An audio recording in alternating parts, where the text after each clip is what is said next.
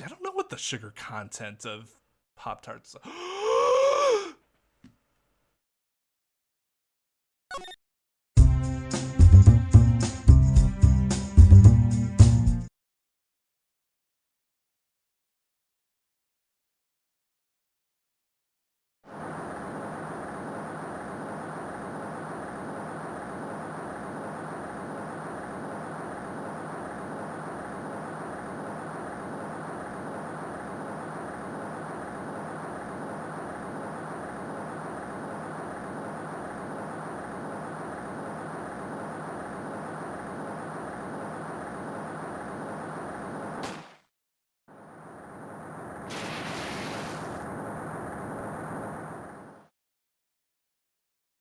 Was that Mia? Like, oh no, that was Lana, actually.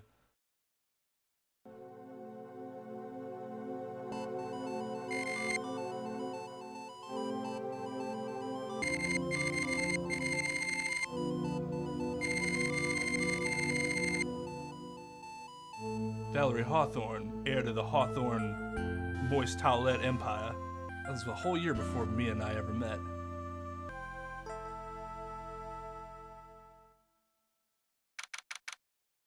Oh, is this another case where I'm Mia again? I'm so nervous. I feel like I'm going to die. I never should have accepted this case. Fucking Stitch face here. Eek! Ah. Good morning. Don't be so jumpy, Mia. Alright. What voice do I give this guy? I didn't do nothing, I swear. I didn't kill nobody. Terry Falls, my first clients, sentenced to death 5 years ago, and now a prisoner escapee. Just relax, Mia, make small talk, and try to relax him. So why did you escape anyway? Oh god! I'm sorry. I didn't do nothing, I didn't kill nobody. I never lie. I didn't escape from nowhere. But Mr. Falls, the police just recaptured you 2 days ago. Sorry, I told a little lie. Oh, but anyway, I didn't do it. I never killed nobody. I'm sorry for asking, but you're on death row, right? I'm really sorry. They sentenced me to die 5 years ago, but I was tricked, I tell you. That woman, she lied in her testimony. That's why I got the death penalty. I swear it, I didn't kill her. I could never do that. 2 days ago, he escaped from the police wagon when it crashed. Then about 8 hours later, the policewoman was murdered before the police could recapture him. The police believe Terry Falls did it. After you escaped, did you meet a policewoman? Yeah, I did. She's the reason I escaped. So that much is true. You did meet the victim. But I didn't kill her. She was alive when I left. She was alive. It's true. I can trust him, right? I mean, I should. Wait a second. That's Godot, isn't it? How did his hair turn white over 5 years and he, like, lost all of his eyesight? It is unusual for a defense attorney to have a death row client as their first case. Yes. Yes, it is. That's Toe Dog. You're not going to figure out the truth by just staring at the guy. Yo, why are you here? I came to see how our little kitten was doing all alone in the big scary lion's den. I thought maybe you'd like some... What?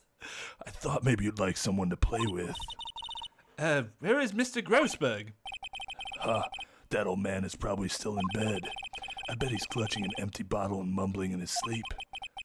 Aren't I good enough? After all, it's me, Diego Armando. I didn't say... So, Diego Armando, the finest attorney at Grossberg Law Offices, is here for me? No. You've got it all wrong.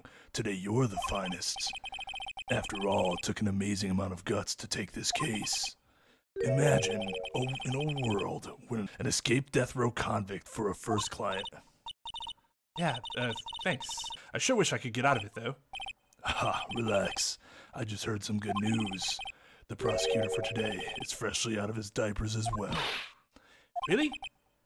However, unlike a certain somebody who I won't mention, he's earned the reputation as a genius since beginning his law career. Genius? Well, it's about time to head in, kitten. Sharpen those claws of yours. It's go time. Solitary confinement cell for the condemned must be the world's loneliest place. And that's what my client ran away from. Every other lawyer gave up on him, but not me. When I saw those overflowing eyes and heard that simple childlike voice, oh, it was appropriate. I just had the feeling that he was telling the truth. In red letters.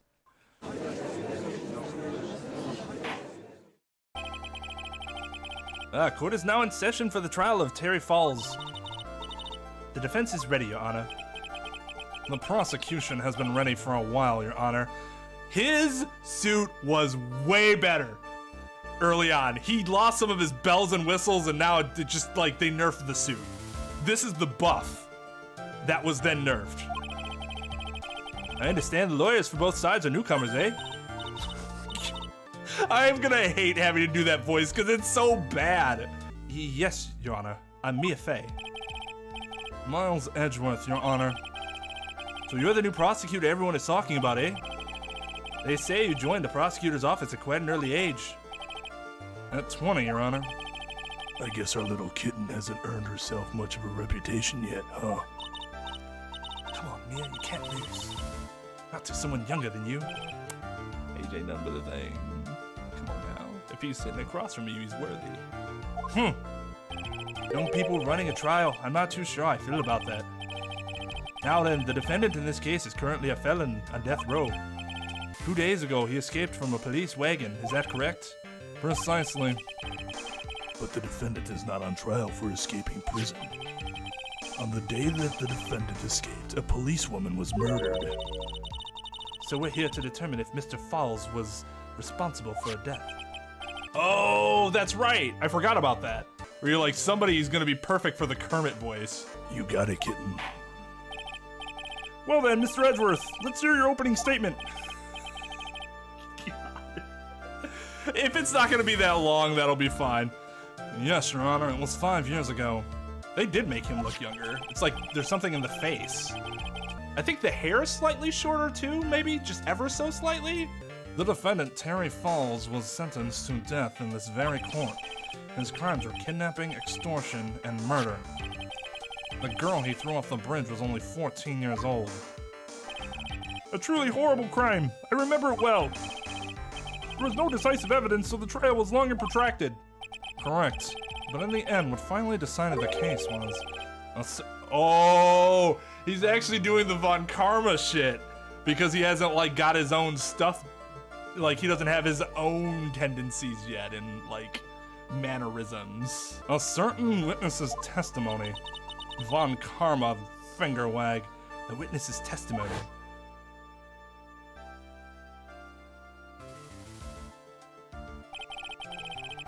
The testimony of Detective Valerie Hawthorne, the person who confronted this criminal. She arrested Mr. Falls at the scene and later testified against him. She said she witnessed Mr. Falls throw his young victim into the river. For those who are not aware, Eagle River is well known for its powerful current. Most bodies that fall in are never recovered. So Miss Hawthorne's testimony was the one that put him away. That policewoman you just mentioned, that wouldn't be... Exactly, the victim.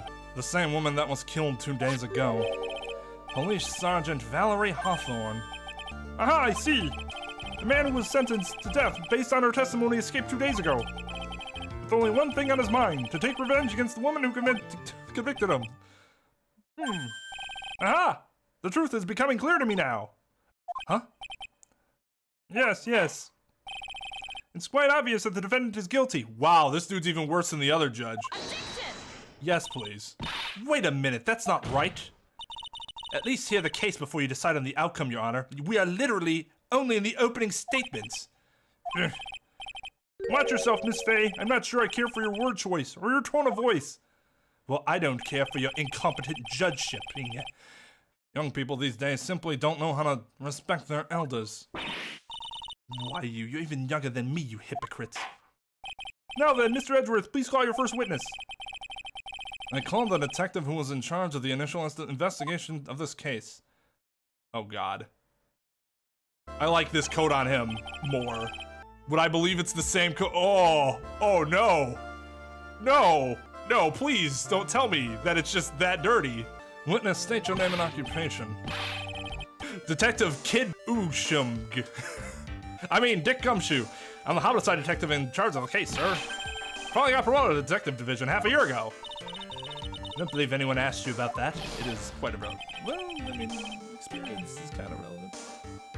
Hey, ma'am, you got any idea how much work it takes to make, like, below poverty level salary, apparently? What is it? Ew, you're really gorgeous. Hey, he's not wrong. Excuse me? No, seriously, my heart, it's aching for you. Oh God, okay, all right, back it up, pal. The one compliment's like, oh, ha ha ha, we can laugh that off, but now you're taking a look. Shh. Detective, pull yourself together and try to be professional. Otherwise, I'll write you up on contempt so quick that something other than your heart will ache. Okay, I got it. No, prosecutors don't have that power as far as I'm aware in the US. Now, detective, tell us about the incident. Yes, sir, right away. The victim was Sergeant Valerie Hawthorne, a veteran on the police force. She was stabbed in the back with a knife and died from excessive blood loss. That much is already stated in the autopsy report, which I'm sure the defense has and has read thoroughly. The court would like to hear more details about the incident itself. Yes, sir, I gotcha. Okay, let's take a look at this aerial map of the area here. This is a sketch of Dusky Bridge, an old suspension bridge. And the river that runs under there is Eagle River. The victim and the defendant met there on top of the bridge. After stabbing her in the back, the killer carried the victim back to his car. He was recaptured at a police checkpoint as he was trying to make his getaway, sir. I see. Was the victim's blood found on the bridge?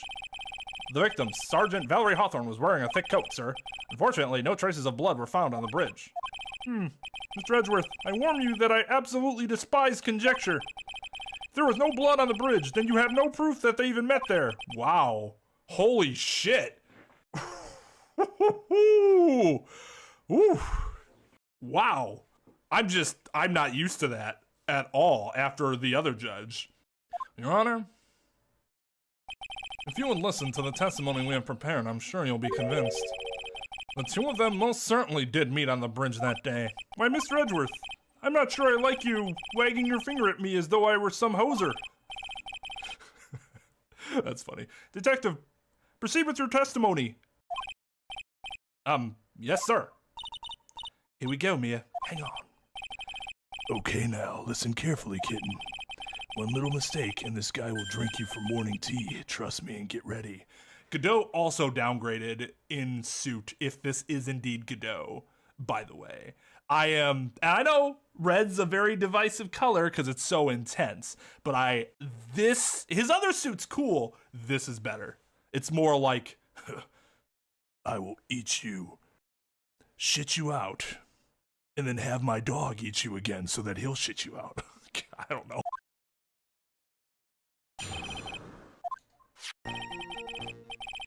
On the day of the incident, an unknown person phoned the sergeant, asked to meet.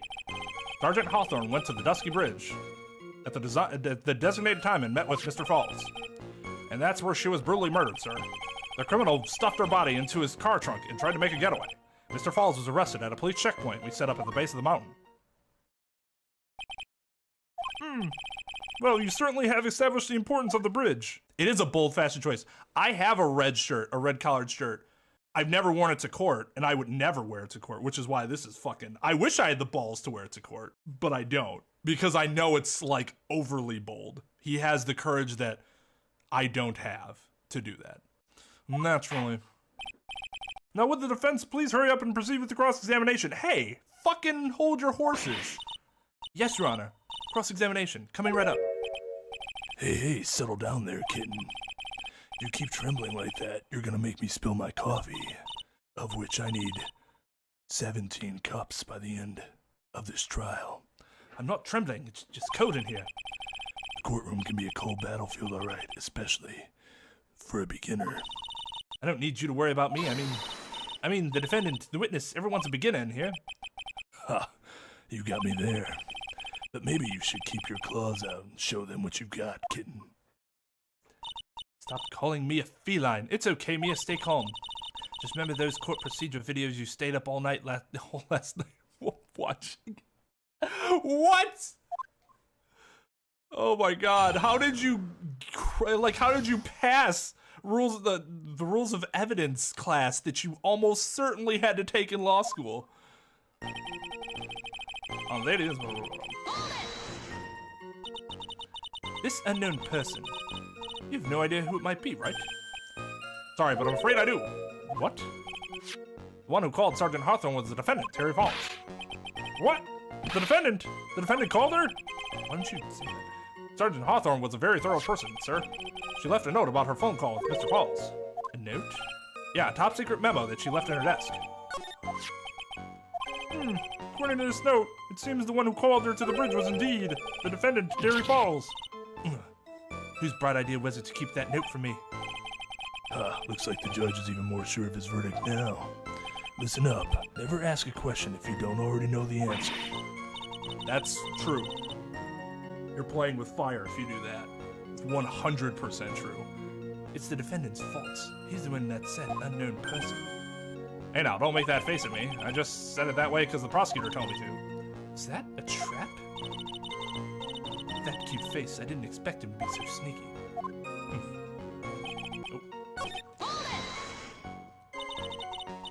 Mr. Falls had a car then? Well, that bridge is way up in the mountains, ma'am. The defendant and the victim both went up there by car. I mean, how else, right? What? You mean the defendant drove his own car? No, of course not. It was stolen. He stole it from a young couple that had been waiting at a red light. Car thieves. I'm not sure how I feel about car thieves. This guy sure about how he feels about anything? Well, I know how he feels about conjecture, that's for damn sure. This is a photo of the stolen car's trunk. Naturally, that's the body of Valerie Hawthorne right there. God, that face. Whoa, that doesn't look too comfortable to me. The victim, she was stabbed in the back, correct? Yeah. For some reason, men always seem to get stabbed in the back. Talking about a woman here. You can't tell from the photo, but the knife was stuck in her back, nice and firm. The condition of the body when it was discovered is very important information. That was supposed to be in Kermit's voice. Detective, was there anything strange or noteworthy in the trunk of the car? Here's a photo of the trunk, but I don't see anything strange. Do you? Anyway. Stuffed her body in the trunk and tried to make a getaway. Oh, I mean, she's not wearing a white scarf. But I mean, that doesn't mean anything. I mean, I guess it could mean something, but I don't really see that as super important. Objection! Witness. What is it? You have something to say, Miss Faye? I'm sorry, I totally forgot what I was going to say. This is the first time I've ever had to actually address someone like that. Ugh. You should have practiced before coming to court. Honestly, Miss Faye, I'm not sure I like this. Say there, little kitten. Want a piece of my coffee candy? Candy? Well, you're still too young to be drinking real coffee. Come on, Mia, shake it off. You're a lawyer. Detective. Yes, ma'am. This photo, you said that there was nothing peculiar about it. Is that correct? Yeah, that's what I said. Well then, I suggest you take another look at that note, at the note written by the victim. The note? It very clearly says, wear white scarf for identification. The caller must have forgotten what the victim looked like, thus this special request. I have one very simple question for you, Detective. Where's the white scarf? I can't seem to find it in this photo. Well, to be honest, we didn't find it in the trunk, ma'am. And you stopped there? You should have looked for it. Well, I mean, okay, fine, but even if they didn't find it, doesn't mean that that's, you know, that, oh, fuck, that's it. His testimony's destroyed. The caller told her to wear it to identify herself, so I'd expect she did just that. Well, Mr. Edgeworth, what do you have to say about this? Huh. I see the defense is a little lacking. The scarf you are searching so desperately for, is this one perchance? Where do you find that, sir? On Dusky Bridge. I was there first and decided to conduct my own investigation. What? Why didn't you tell me? That's actually a legit question. I made a decision to keep all pieces of evidence in my personal satchel. That might be... Would that be okay, so in this case, I don't think there's any obstruction of justice. Because the prosecutor and the police literally work together, like it's the same interconnected department. However, that's not the case here. It's nothing new, but it is interesting that he outright says, I kept evidence from the police. I don't remember that happening before. Maybe it did and I just forgot. I don't remember it being so blatant before. It's the safest place I know. That hotshot sure has a flair for the dramatic. Not exactly white as the color requested. But as you can see, it's close enough for what it was intended for. Looks like it spent some time in the mud. Not surprising, it was drizzling on the mountain that day. Was it drizzle mud? Prosecutor Edgeworth, he was intentionally hiding that scarf the whole time. The court will accept the scarf into evidence. Now, if the attorney for the defense is finished embarrassing herself, I'd like to move on with the testimony. That is all right with you, isn't it, Miss Faye? Boy, would I like to wrap this little scarf around his smarmy little neck. Very good. Now, if we're done with this mud-covered scarf business, the prosecution moves to establish conclusively and with hard evidence that Miss Hawthorne and Mr. Falls did indeed meet on that bridge that day. Further, we will show exactly what occurred there. That sounds quite promising. I can't wait to hear all about it. Everything is moving at his whim. Don't forget, kitten, there's a reason why everyone considers this kid a genius. A genius, huh? Actually, there was an eyewitness who was there when the incident took place. This photo was accidentally taken by the witness. Accidentally? I mean, I guess. It shows the Vic wearing the scarf, sir. It was drizzling that day. Unfortunately, it's a little hard to see what's going on. Anyway, the criminal shoved the victim down from behind and stabbed her in the back. And that must have been when the scarf fell off.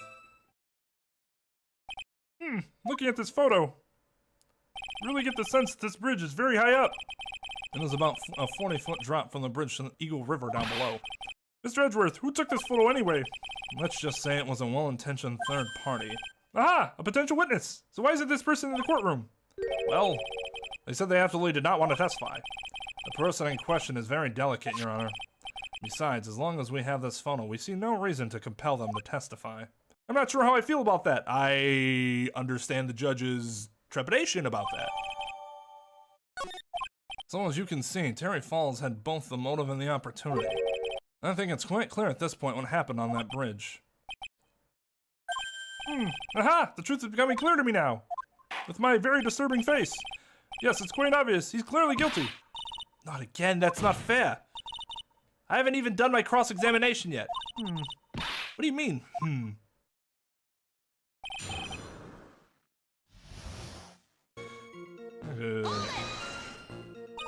Who is this eyewitness? She's a college student. Female college student? That's right, meaning she's female and a college student, ma'am. She doesn't do well in front of other people, so I came to testify for her. I can't testify for her, that's hearsay. Maybe so, but as the attorney for the defense, I have the right to cross-examine her. For the time being, we're not relying on the witness's statements. That is all. That's true.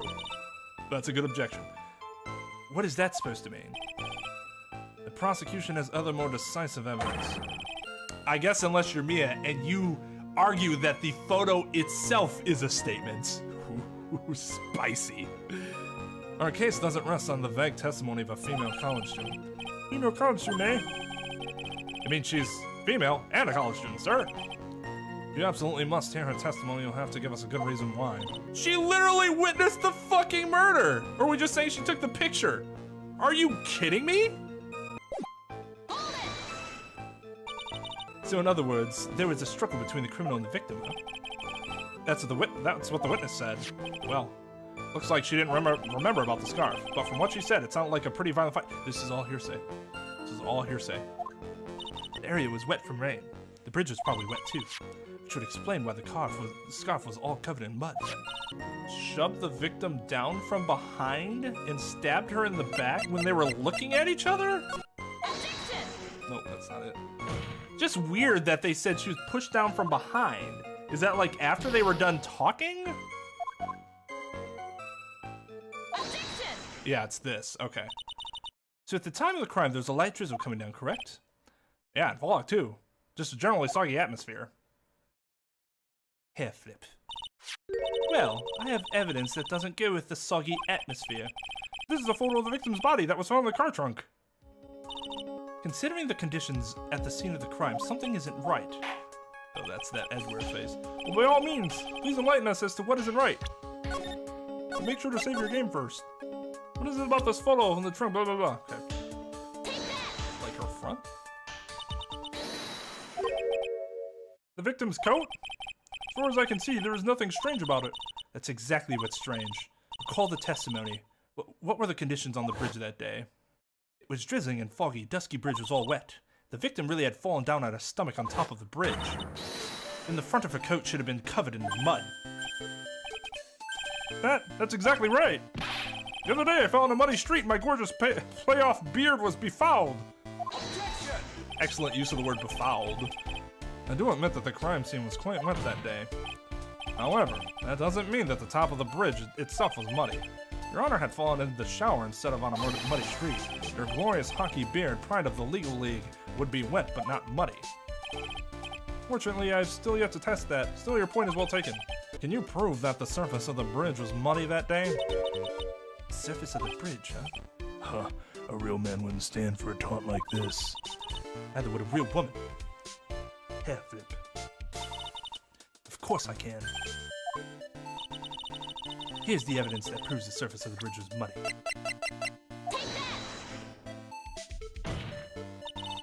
The evidence is this scarf. Ah! Should be obvious. The scarf fell onto the bridge and got this muddy. It means that the bridge was obviously covered in mud. No. I can't be outwitted by this novice bimbo. Are you serious? This is your first case. Hey, same to you, buddy. Big yikes, bruh. Toad doing that cryptic shit to Mia that she later does. Yeah, right? Instead of just being like, hey, this is the answer. I'm gonna make you find out for yourself, and if you don't, your client's going to jail. This phase assertion makes perfect sense to me. I do admit that there appears to be a contradiction between the condition of the victim's coat and her scarf. However, the real question is, why is there a contradiction? Huh? For every contradiction, there exists an explanation. Let's look at what the explanation in this case may be, shall we? Alright. It's not like you've really given me a choice here. You're really doing pretty well for a little kitten. Mr. Armando! No matter what he says, a contradiction always comes down to a lie. It's either the victim discovered in the trunk, the witness's photo showing the defendant and the victim, or the witness's testimonies that stated she saw the moment of the murder. Just relax and think it over. It's pretty simple, isn't it? False evidence, it's one of those three. What'd you say just now? I'm not sure I like that. That wasn't me, Your Honor. It was the coffee aficionado over there that said it. This court is not in the habit of accepting false evidence, you know. Blame it on him, Your Honor. He's the one trying to slip false evidence into the court. But we won't let him. We'll expose his evidence as the flimsy scam it really is. Yes. False evidence in this case is the witness's testimony is the one I have the biggest problem with. The body in the trunk is also kind of weird though. Like, I feel like there should be blood below her, underneath her, everywhere. Could that have been photoshopped?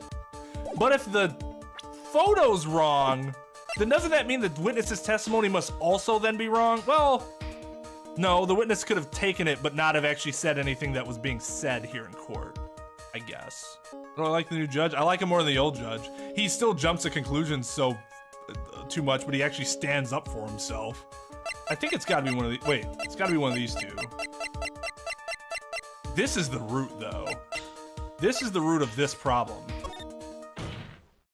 It's a no-brainer. It's obviously it's the witness that's suspicious. During his earlier testimony, the detective pointed out a crucial fact. The criminal shoved the victim down from behind and stabbed her in the back.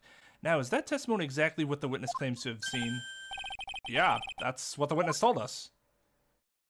Hair flip. That testimony is filled with holes. After all, the victim's coat isn't dirty at all. That's true. It's not just true, it's the truth. If there was a truly decisive witness in this case, I'm certain that boy Wonder over there would have called them in the first place. Yeah, it is very suspicious. Your Honor, the defense requests to cross-examine the eyewitness. The testimony presented so far is not only vague, but contradictory as well. It's less struggling and more, I like to talk them out, especially so you guys have an idea of what my, you have an idea of what my, train of thought is. It's like, from the beginning, the witness's testimony has been a huge issue. I think I pointed out exactly what she said before it even was ever even said about how that has holes in it. Well, Mr. Edgeworth, it appears that we'll need to hear from your mystery witness after all. If I was the judge, I would have told them from the beginning, you can get that witness, we will subpoena the witness. The witness will have to come in. If the witness saw the murder, that's a really good reason to have her come in. You should brace yourself for the brutal truth. Your Honor, the prosecution has no intention of hiding the witness from the court. We are prepared to present our witness at any time. Very well. Please bring forth your witness at this time. But Mr. Edgeworth said, kind of worries me. Of course it should worry you. What does he mean by the brutal truth?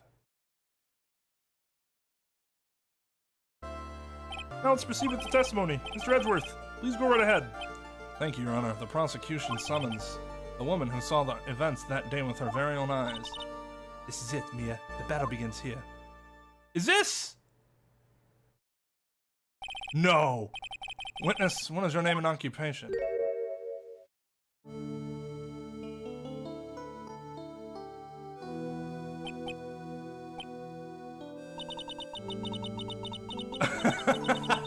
Nice. Everyone is so silent that I can hear their hearts going pitter-patter. Oh. And look at you. How can I put it? You look as scrumptious as a double-double in a dozen donut holes. Oh my god. I feel like I want to hurry up and hand down a verdict just to have a bite. Oh my god. That is inappropriate. Hey, not so fast. That's right, they had a history. I forgot about that. As I said before, this witness is very sensitive and delicate. I would ask the court to please exercise care when addressing her. Oh my god. Yes, indeed. Thank you, Mr. Edgeworth. You are a true gentleman. I couldn't remember who Dahlia was, because it's on the note. And I'm like, I've heard that before. But I didn't want to admit to chat that I didn't remember who that was. She's a pretty fucking good villain. Miss Faye, you can learn a lot from this man. If he's such a gentleman, he sure doesn't act like one to me. Sir? Yes, my dear? This is my first time, so I'm sure I'll make a lot of mistakes. Anyway, I just wanted to say I'm sorry for all the trouble I might cause. Not at all. It's no trouble at all.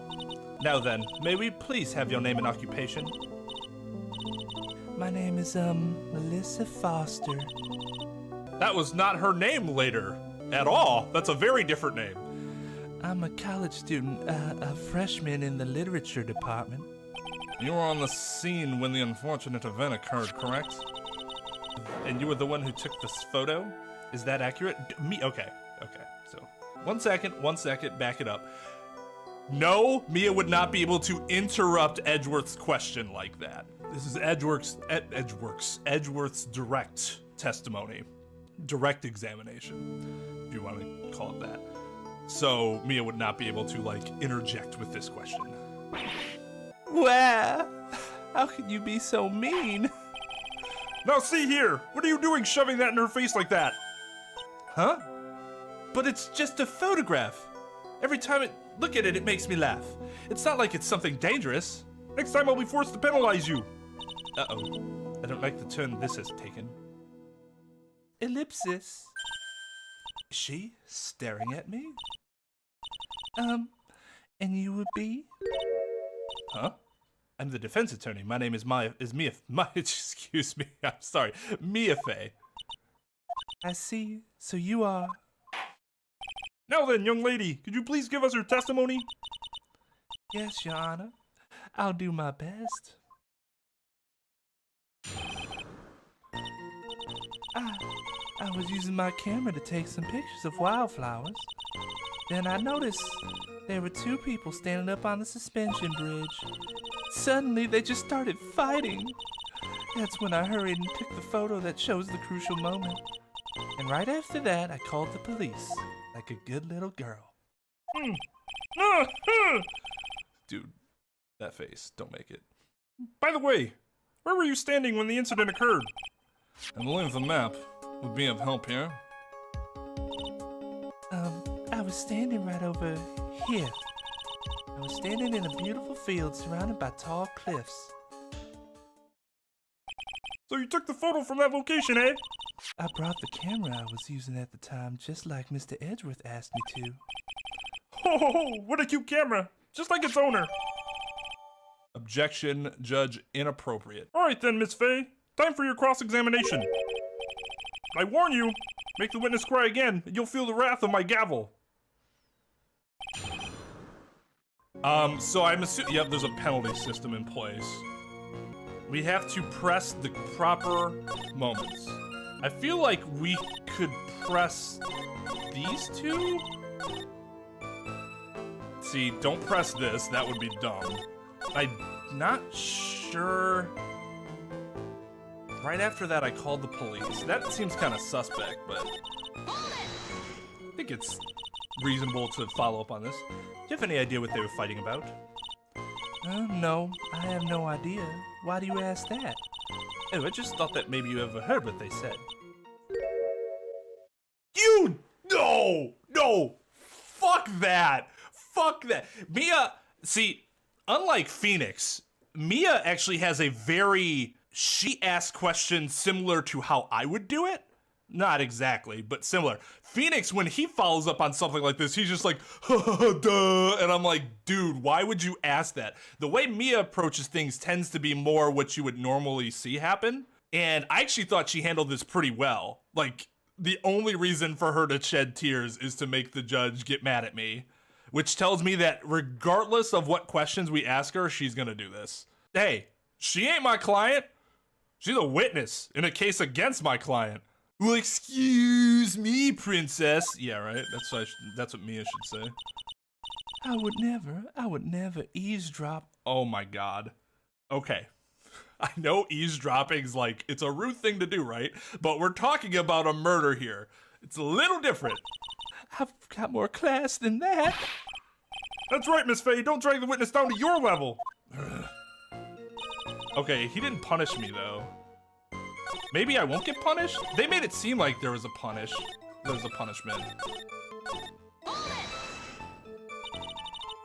You called the police? Yes, because it looked to me like the murderer was going to try to escape. We were already moving before the call even came in. Thanks to the victim's note, we had already started our operation. That was certainly tough luck for the criminal, eh? If Terry Falls isn't the criminal, then there must be something strange in that girl's testimony. Be careful, kitten. That girl has the judge wrapped right around her little finger. You're gonna have a tough time poking holes in that testimony of hers. You're going to have to come up with something really good, Mia. Okay. Press her here. Is there anything strange about the two of them? I'm a bad girl. I know I am. It looked like they were having a real serious conversation up there, so I decided to watch them, like some kind of peeping Tom. No, not at all. Everyone is like that. I love watching other people fight too. In fact, I can't get enough of it. Actually, that's why I took this job in the first place. Wow. Too much info, Your Honor. In any case, it's perfectly natural for you to have kept watching them. Especially dressed as they were. I mean, one of them had a fucking prison uniform on. Well, anyway, I was watching them very closely. They said she was where? Below that ridge? I mean, I guess? Yeah, I suppose. It is very weird that that person on the right would have been able to get over to where she was. Considering she would have had to have hopped over, unless she was on the left side, but then walked out to the middle of the bridge in the rain, and then let the dude come out towards her. That would be very strange. Yeah, that seems kind of weird, I guess. Yeah, which, like, I mean, yeah, she could have had that view. It just seems strange to me that the person to the right's there at all. I don't see anything inherently wrong with the photo. Did you say wildflowers? Yes, the mountain is famous for its beautiful spring wildflowers. But it's only February. Well, I couldn't wait for spring to come. Well, that's too bad because the flowers most certainly will. Oh, I know just how you feel. It's just like when I first started growing this glorious beard of mine. I just couldn't wait. So I wore a dyed blonde Santa beard. Oh God, until mine grew in properly. That's embarrassing. Do you mind if we got back to the facts of the case, Your Honor? He talks a lot more than the other judge. Like, we know way too much about him already. Okay, so call the police right after. I don't think there's anything wrong with this. She didn't add anything else to her testimony. They just started fighting. That's when I took. The photo doesn't show them fighting. The photo just shows them talking. That has to be it, right? Objection! Witness, when you said you took a photo of the crucial moments, is this what you meant? All I can see in this photo are two people facing each other. You testified that you saw the two of them starting to fight. Normally, that's the kind of thing we would refer to as a crucial moment. Why haven't you presented a photo like that? Well, you see... The photo we presented was the only one there was. But if you really wanted to capture the crucial moments, then what happened next? You must have taken a photo of it. No! My apologies, young lady, but Miss Faye's assertion is not without a certain amount of merit. See, I will give him credit there. Unlike Udgy, he will be like, alright, come on, this is really the deal. He can certainly downplay a situation, can't he? At least he said something about it instead of being like, well, I don't even know. Until you like really give something like super concrete, and then the judge is like, my God, you're right. I've been wrong this entire time. I'm sorry. I'm a very bad girl. I used it all up. The film, I mean. Ran out of film? Hides. This photo was the last one. What?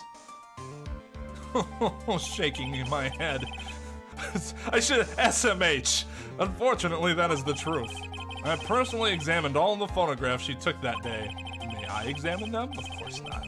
All the other photos are of the witness herself playing among the wildflowers. Frolicking, as it were. The witness herself? Then who took the photos? Well, you see, my camera has a Thomas feature built into it. So you took photos of yourself? I remember taking some photos of myself once too. Please, no details. Seems that Miss Faye's assertion was not so decisive after all. Wait, just a minute. I have already ruled. Well, if she had no film left, she couldn't very well take more pictures, eh? Miss Foster, perhaps then you could tell us about a different sort of photo. Photos of the incident that you took with your very own eyes. Oh, real nice, Edgeworth. Mr. Edgeworth, you're quite the poet. I mean, so, yes, Ether, that's the biggest problem, is he's simping over the wrong girl. Very well then, let's get back to the cross-examination. I don't see, okay, like, at least they had Gumshoe be like, oh my God, you are gorgeous. Because, like, no one else in the entire fucking games has ever like, you know what, Mia's really attractive. Let's hear your thoughts on the fight that you witnessed. Yes, Mr. Judge. No. You don't want to hear her thoughts. You want to hear her account. Those are two very different things. Boy, this guy is really a sucker for sweet talk. Ha! Looks like the other kitten in the room is the one that's getting all the attention. Yeah, it's sickening. I'm gonna have to get some earrings for my left ear to cosplay as Attorney Armando, though. The victim turned around and tried to run away. She only got about... Victim turned around and tried to run away, but she only got about 10 yards before she was stabbed in the back. Wait. 10 yards? 10 yards? No. And the game better not fucking overlook this, unless my sense of fucking... Look at this. It specifically says... That's 5 yards. There's no way the defendant on the victim on the right side of the middle of the bridge there was able to run 10 yards. There's a hole. Unless she's an Olympic long jumper, but in that case the fucking murderer never would have been able to get to her unless they shot her. 10 yards. Objection! Witness, your testimony is a joke. Huh? What? That's not a good idea, Mia. The judge, you gotta kind of play along with that to a certain extent, because he might just be like, hey, fuck you. You're like, excuse me? How dare you tell her that she's a joke? She is an angel, a saint. But I just... Miss Faye, I thought I warned you not to make the witness cry. Hair flip. One short testimony and 2 bad contradictions. There's no possible excuse. You say there were 2 contradictions? It's simple. Just take a look at the diagram of the area. According to a testimony, the 2 of them were in the middle of the bridge. But if they were, and the victim had turned around and tried to run, well then... She would have hit a dead end, or a hole, and fell. You said 10 yards, but she couldn't have ran even 5.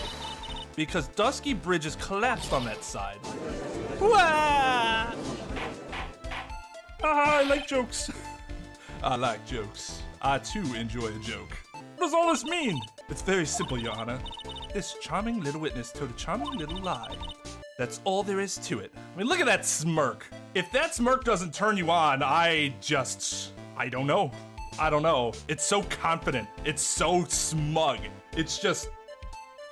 I simp for me, and I have no shame in that. Problem is, simping for someone who's deceased is not the way to go about your life.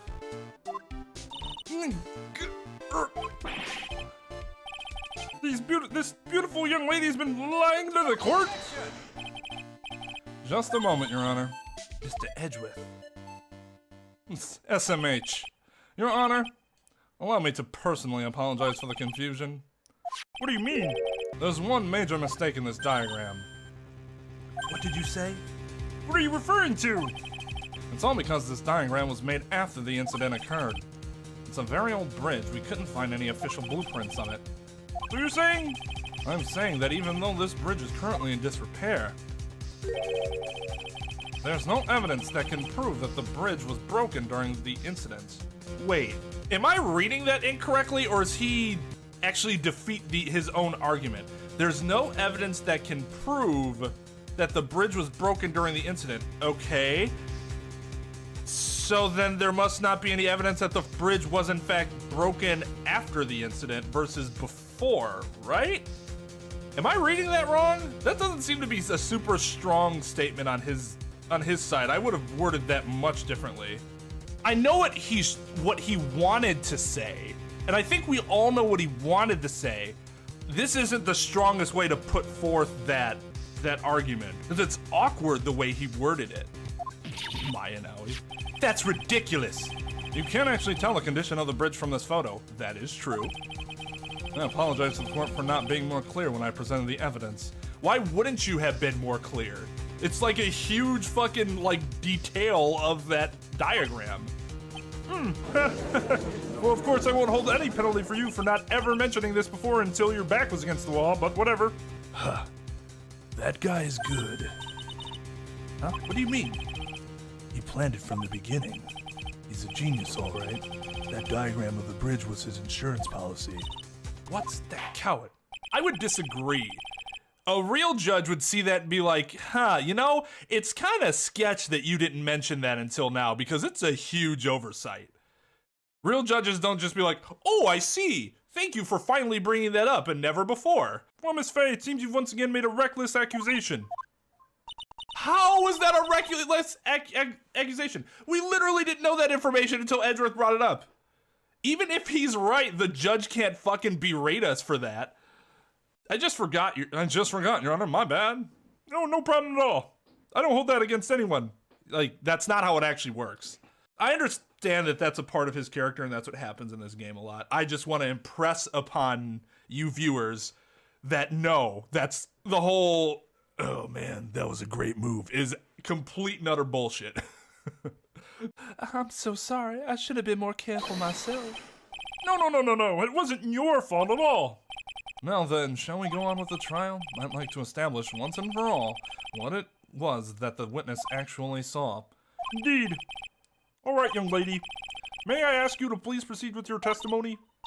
But it's so hard to go on. Smile! Do we have any smilers in the chat? We're all on your side, Miss Foster. There's no need to worry. Just tell us what you saw. Yes, sir. How would I have worded it? Something like, you could just be more direct about it instead of being passive. So you would phrase it like, the bridge, would you start off with the bridge? The bridge was not broken until after the incident, or at least there's no evidence to suggest otherwise. Because you're impressing upon the person with that more direct statement that the bridge was fully formed, so to speak, in its perfect form before the incident, as opposed to being more passive about it and saying, well, who knows, or like there isn't any evidence to say it wasn't there after the fact. You know, you're being more direct with your argument, and thus it makes it sound a little stronger. I don't know, does that make sense? The more active, like more of an active argument versus a passive argument? Yeah, I'm sure it is just a translation issue. Like, I know what he was trying to say. I just wanted to point out that the statement itself is kind of ambiguous because he's not being direct with the argument. I'm actually impressed with the amount that the game does get correct because of how big of a difference the localizations between the Japanese version and the English version is. It should be pointed out that it's actually pretty damn good when it comes to the language, and language is everything when it comes to law. After he stabbed her in the back, he quickly picked her up in his arms. Then he carried her over to the car. I suppose that was the only way he could make sure the body stayed hidden. He couldn't just leave the body on top of the bridge. Oh, I'm sorry. I'm only supposed to talk about what I saw. Yeah, objection, speculation. Witnessing such violence must have been difficult. Yes, sir. I'm still shaken up. If he accepts this testimony as it is, we're finished. Don't say that. Oh well, maybe I'll stop off at my favorite cafe on the way home. They make a really great mocha latte. This trial isn't over yet. Ha, that's what I like to hear. All right, Miss Faye, your cross-examination if you please. The contradiction is staring you right in the face, Mia. Go on the attack. Yeah, he could have thrown the body in the water instead of putting her in the car. That seems really strange. Why not push her over? Objection! Yeah.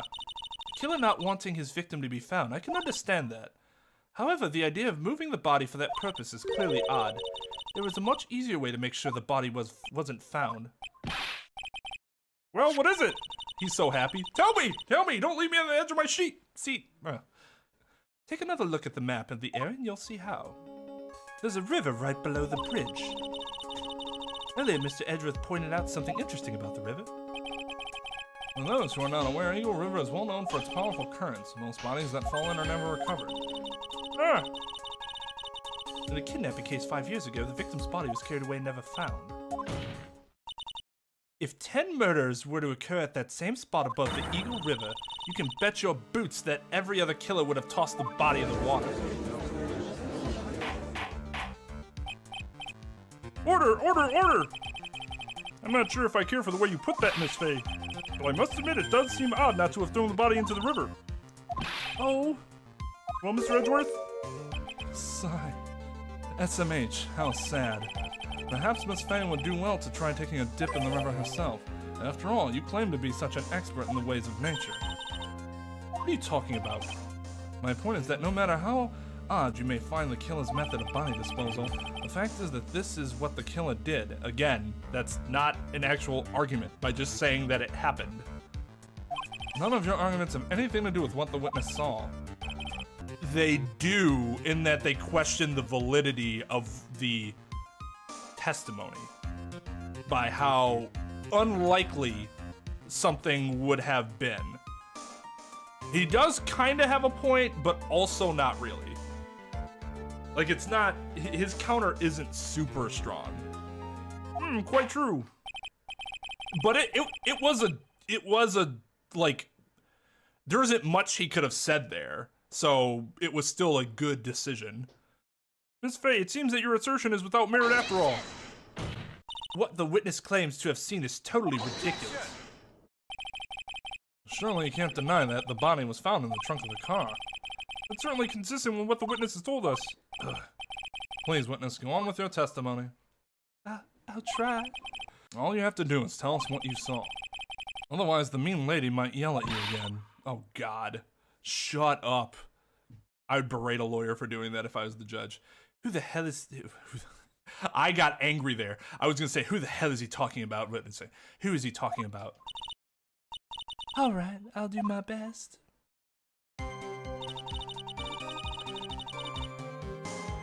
The killer broke into the trunk of the stolen car and hid the body in there. How would she know the car was stolen? What's the actual... what's the evidence here? Objection! Just the photo itself? Okay. No, Miss Foster, it looks like you've done it this time. See, like, I get it, it's for the drama, but why would you ever bother saying stuff like that? I would never bother saying stuff like that. I would just get straight to the fucking point. Done what? Made a crucial mistake. Crucial mistake? Like what, Miss Faye? Haha, please tell me, I'm so excited! The killer broke into the trunk of the stone car and hid the body in there. You're saying you saw that, right? With your very own eyes? Yes, and? It's simple, Miss Foster. Take a look at the diagram. The place you claim to have taken the photo from that day is here.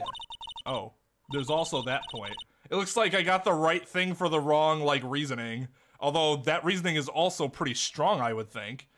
Unless he could have hotwired the car. They just didn't make that clear. But no, he took it from a couple, right? So the keys would have been in the ignition. Do you see what I mean? Even if you tried to see the car, this outcropping of rock is directly in the way. Ah! That's right, Miss Foster. From where you were standing, you could not have possibly seen the killer's car. Ah! I admit that the diagram shows a large outcropping of rock. However, it isn't so tall that it would stop her from seeing the car. I would actually demand that we go to the site. You can do that. You can do that. It's been done before. You can demand that in a jury trial, and the entire jury will be taken to that location to see for themselves. Yes, it's happened. Somebody's taken a jab at me before, and the judge just kind of... I didn't even have to say anything because the judge herself just kind of... like, she didn't, like, outright berate him, but she was basically like, don't do that. It's unprofessional, sort of thing. She said something like, the guardian ad litem's, something like, I have no concerns about the guardian ad litem's assessment here when compared to yours, or something. It was something like that, like, basically like, don't worry about him, worry about making your own argument, instead of trying to attack his person, my person. That's right. It's not high at all. I was able to see his car just fine. I'm so sorry, but that just doesn't wash. That doesn't wash? I believe it was the witness who presented this as evidence to the court, yes? This is the location that the photo was taken from. Your own photo tells the whole story. You can clearly see the left side of the bridge. The outcropping that is being referred to is really more like a cliff. Ah! Your view should have been completely cut off by this cliff, but you still claim to have been able to see the killer's car. No! Order! Order in the court! What is the meaning of all this ballyhoo? Your Honor, don't jump to any hasty conclusions. The fact that this escapee fled in a stolen car was reported on the news. After witnessing a murder, I'm sure you can appreciate that the witness was very upset. She must have heard about the stolen car and convinced herself that she saw it. It doesn't matter if she did do that. That literally is not a counter-argument to her credibility.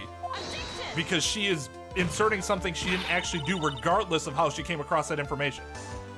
She was repeatedly warned before starting her testimony. She was told to testify only what she saw with her own two eyes. Yeah, exactly. Oh! Mr. Judge? What is it? I think I must have remembered things wrong. Hey, wait a minute. You can't just say that. Mia obviously is new to this court. Miss Faye, no one on the face of the planet is perfect, and that is not a proper counter-argument. Yes indeed, quite true. You know what they say. To err is human, to forgive divine. I'm inclined to give the benefit of the doubt to our witness here.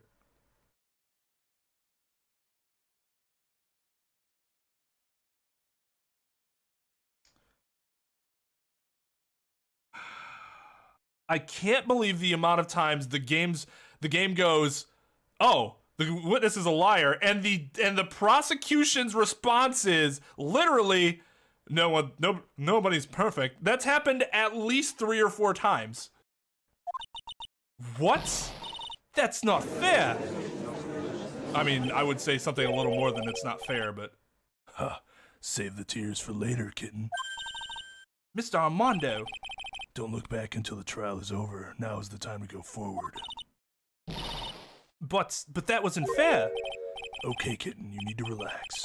Then you need to remember the other kitten's testimony. So tell me, how did she know that? How did she know that he broke into the trunk? Aha! Well, Miss Foster, until you can explain how you knew that, you're going to have a lot of very suspicious people on this side of the courtroom. Well, witness? I'm certain that he broke into the trunk because there were marks left on the trunk lid. I'm certain they were scratch marks from when he broke into it. What? Let me see that photo. Those scratch marks are there. Yeah, he did straight up say it. I was like surprised he turned to the court and I'm like, oh my god, he's saying it to the court, not just to us for us to do.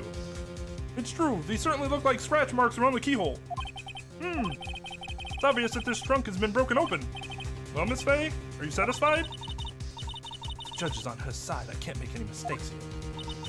What she just said, is there a contradiction in there somehow? I still don't know about... Where are the keys? Mr. Foster, looks like you finally betrayed yourself. What? You said you were in a field taking photos of wildflowers, but even so, you knew about the scratches. The question is when. When did you get a chance to see those scratches? Finally, I've got her. Huh. I'm getting pretty tired of waiting over here. And perhaps it would be faster if Miss Blank explained herself. Your Honor, there's only one possible explanation. The reason the witness had seen the scratches was... It's one of these two. There's only one way that the witness had the chance to see those scratches. Yes? What is it? Naturally, when she opened the trunk and stuffed the corpse in herself. The person who really hid the body in the trunk of their car was... Melissa Foster. It was you that did it, wasn't it? That's ridiculous. I could never. Look at my pink dress and the butterflies around me. It was the man in the prison garb. He has a ball and chain, for Christ's sake. He's the one that... I don't think so, Miss Foster. If Mr. Falls had been the one to put the corpse in the trunk, he would have simply used the car key. There was no need to break it open. But he stole the car. He stole it from a young couple that had been waiting at a red light, which means that the key would have still been in the ignition. Oh, I see. Hair flip. Thank you for telling us about the scratches, Miss Foster. Without that, we never would have uncovered the truth. That it couldn't have been Mr. Falls that put the body in the trunk. No! Oh, wait. Yeah! Preposterous to even suggest that the witness put the body in there. If that were true, then how do you explain the photo that she took? The corpse could only have been put in the trunk when the incident occurred. We all know that at the time she was taking photographs. That was your chance, Mia. Finish this thing. On the contrary, I'm not so certain about that anymore, Mr. Edgeworth. There's no need to think too deeply about it. What I'm saying is that the shutter for this may have not been pushed by Miss Foster herself. Let's take another look at this camera and see what features it has, shall we? There's a timer built into it. Even the mini tripod. Why, it's almost as if she had brought this camera just to take this picture. Objection! What are you trying to say then, Miss Faye? That when the crime occurred, Miss Foster wasn't in the field as she claimed? Well, if she really did use the camera's autotimer, then the answer is yes, she was somewhere else. Exactly, she was not in the field. Will the defense please explain it further? Listen, this is a crucial point. Where was Miss Foster when the incident occurred? Answering that question will also make clear Miss Foster's true identity. Well then, please answer this question. Where was Melissa Foster when the incident occurred? She's the victim, right? Naturally, the witness is right here. But that's where the victim, Miss Hawthorne, was standing. Order! Miss Faye, what on earth? Your Honor, if I may. After parting with the victim on the bridge, the defendant fled by car. But this would mean that there was no time to put the victim in the trunk. In other words, if someone put the body in the trunk, it could only have been before the defendant met the victim. How asinine. Of course Mr. Falls met with the victim. The only person with the opportunity to put the victim in the trunk was the same man that killed her, Terry Falls. You still don't understand, do you, Mr. Edgeworth? By the time the witness's photo was taken, the victim was already dead. The person in the photo was not Valerie Hawthorne. What? I've never heard anything more ridiculous in my entire life. Not a counter-argument. Then who exactly is the victim in this photo? It's obvious, isn't it? It's your own witness. What? It's the only possible explanation. The woman that Mr. Falls met on the bridge that day was not Valerie Hawthorne. It was you, Melissa Foster. Me? Let's remember that it was raining and foggy on the mountain that day. Mr. Falls believed that the woman in front of him was Valerie Hawthorne. But the defendant knew Valerie Hawthorne very well. After all, she was the woman whose testimony helped get her convicted. But since then, my client has spent 5 hard years in a federal penitentiary. Couldn't remember exactly what she looked like anymore. You're just making this up as you go along. Where's your proof? His testimony, which we never get. I guess part of his issue, though, is he might say something stupid on the stand. I would be worried about putting him on the stand. I've got it all right here. This piece of evidence will blow this case wide open. At the time of the incident, Mr. Falls had forgotten what Valerie Hawthorne looked like. Mr. Falls had forgotten the victim's face. That's why he needed some piece of identification, namely this muddy scarf. It was Mr. Falls who requested that she wear the scarf to identify herself. That's already been proven by the note the victim left. In other words, as long as you were wearing a scarf like he asked, anyone could have pretended to be Valerie Hawthorne. Well, what do you have to say to that, Melissa Foster? No! Wow, did we actually blow her away? Like against the wall? That looked like it hurt. Where's Miss Foster? She's collecting herself in the lobby. It's obvious that Miss Melissa Foster did it. She hid the body in the trunk and disguised herself as the victim. She set up the camera to snap a fake photo of them together. The only question is, why did she do it? Well, isn't that obvious? She's the real culprit. Huh. We'll have to wait for Miss Foster to compose herself before we start again. Until then, this court is in recess. The defense and the prosecution are both to wait in their respective lobbies. Yes, Your Honor. Understood. Very well, this court is in recess. What a twist.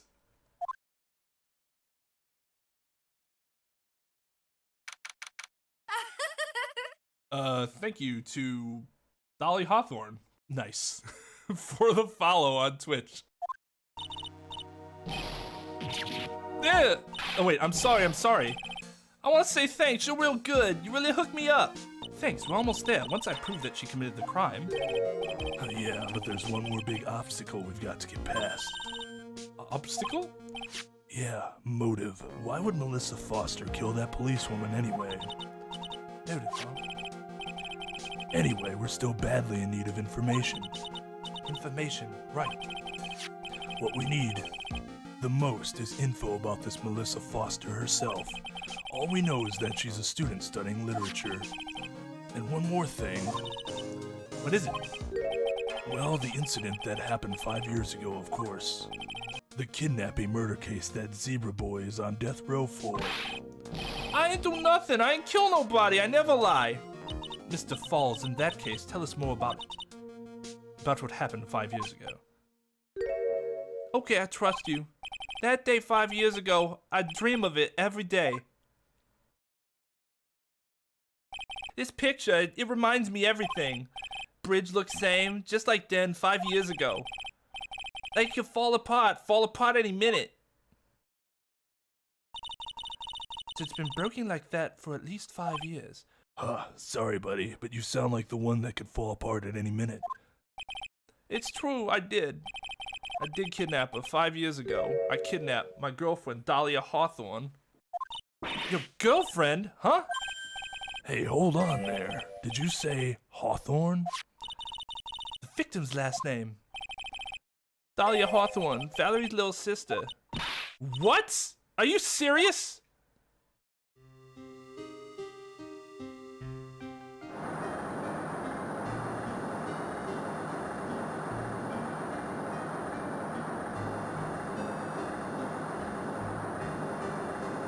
Shut up, come closer, I kill her.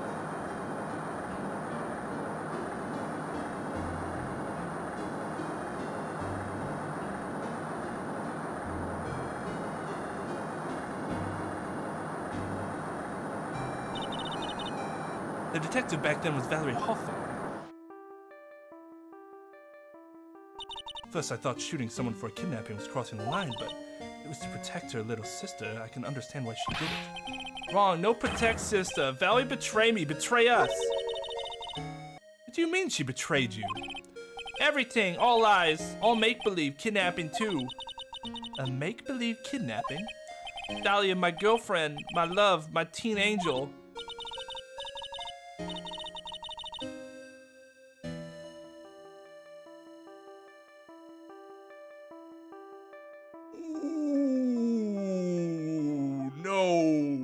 Yeah, you're right to say ugh and vomit and whatever, but that follow-up is not what my follow-up would have been. Did he actually say my teen angel? I'm really regretting representing this guy. That's really fucking creepy, considering he was 20 and she was 14 years old. That's what the dialogue should have read, so I'm correcting it. I'd do anything she says, anything Dahlia says. Anything Dahlia says? Hold on a minute. What you're saying is that the kidnapping 5 years ago was planned by, yeah, me and Dahlia, and Valerie too. Valerie's in on it? Dahlia's family rich, jewelry business. We got one jewel, that's what we thought. Me and Dahlia wrote kidnap note, we sent to her dad. Asked for $2 million diamond, tell him to make exchange on Dusky Bridge. We tell him Valerie made transfer cause she knew detective. Having a police detective in your pocket is a useful thing, alright. In the end, you were planning on splitting the 2 million 3 ways, huh? Yeah, but that woman, I mean, this dude is certainly guilty of crimes. Like, wow. See, this is the type of person I wouldn't represent. Because people have asked me, like, who would you represent, who would you not? I would not represent this person. He came to me, and I'd be like, nah, That woman, Valerie, she do it for real. She shoot at me for real. Me and Dahlia. Bang! Was shot in the arm. Dahlia, she jump in river.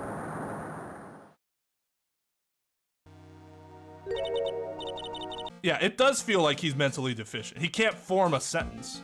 Jump? You don't mean she jumped in on purpose, do you? I couldn't do it. I could never push her. Anyway, I blacked out. Wake up with police all over. And that's when they decided to give you the death sentence. I couldn't believe it. That woman, she betrayed me. I should probably give her a voice, right? That man, Terry Falls, he killed her. He threw her off the bridge. He threw my beloved sister into the roaring river. 40 feet below. While there's nobody else in the courtroom there, just okay. I think she might have been crazy. She was talking to herself.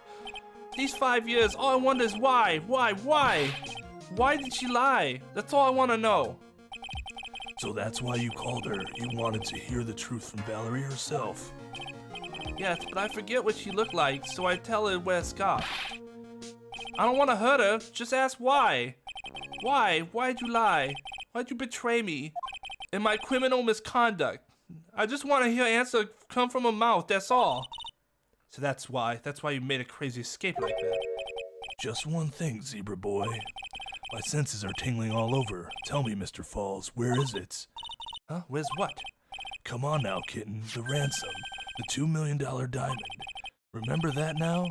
Did you give it back to Pops? Did the police take it? I don't know. Huh? You don't know?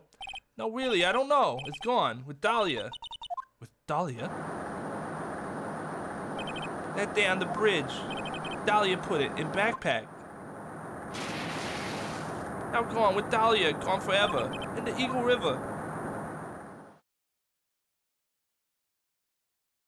It disappeared with Dahlia. Wait a minute. You can come back in now. We're about ready to go.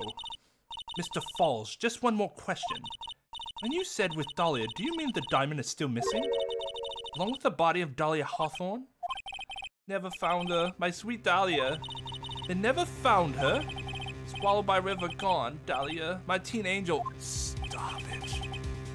Your teen angel? How old was she anyway? That's fucking disgusting if she's the age that I think she would have been based on the court record.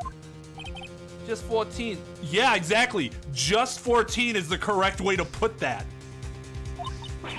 14? I guess you were robbing Kratos before diamonds. She plans a fake kidnapping and disappears into the river with a rock worth $2 million. Man, oh man. Angels these days. Falls takes the fall. He gets a one-way ticket to death row. Is Dahlia Hawthorne an angel, or is she really a... It's time, kitten. It looks like we have a few more aces up our sleeve now. You bet. Training wheels come off now, Mia. You've got to strike while the iron is hot. That's one of my rules. Remember it. Oh, I know I'm gonna rage, because I've already put 2 and 2 together. The game, in the first game states that Edgeworth had never lost before Phoenix defeats him, which means we lose this case. And the way we're going to lose it, the judge is gonna say something that's going to make me go batshit insane.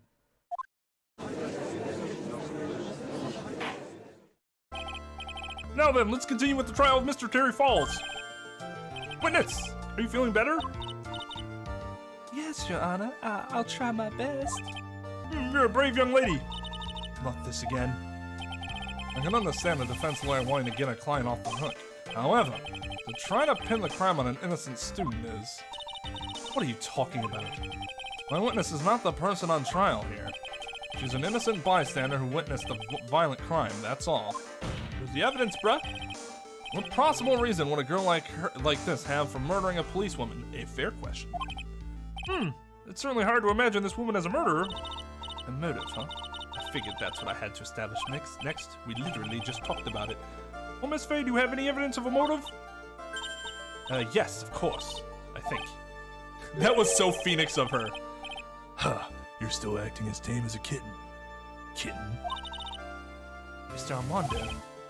Listen, a lawyer is someone who smiles no matter how bad it gets. Smiling on the outside while your guts are twisted in knots is the mark of a pro. Maybe so, but I wish you would quit grinning at me like that. Excuse me, may I speak, Mr. Judge?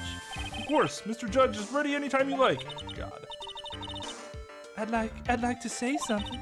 Some people here are suspicious of me, right? That's why I at least wanted you, Mr. Judge, to know that it's not true. I see. You're such an honest and upstanding young lady. Looks like this witness is a real professional. What do you mean? Look at that 100-watt smile. Just when things are darkest for her, click, she lights right up. Very well then. Let's hear what the witness has to say.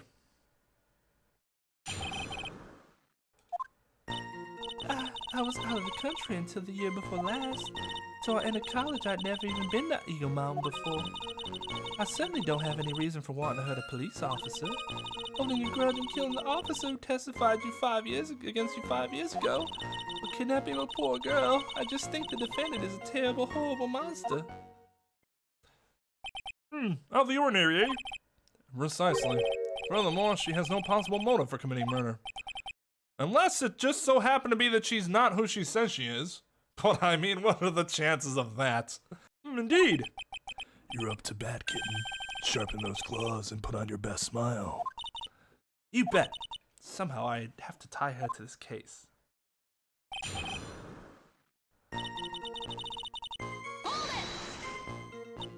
So what country were you living in then?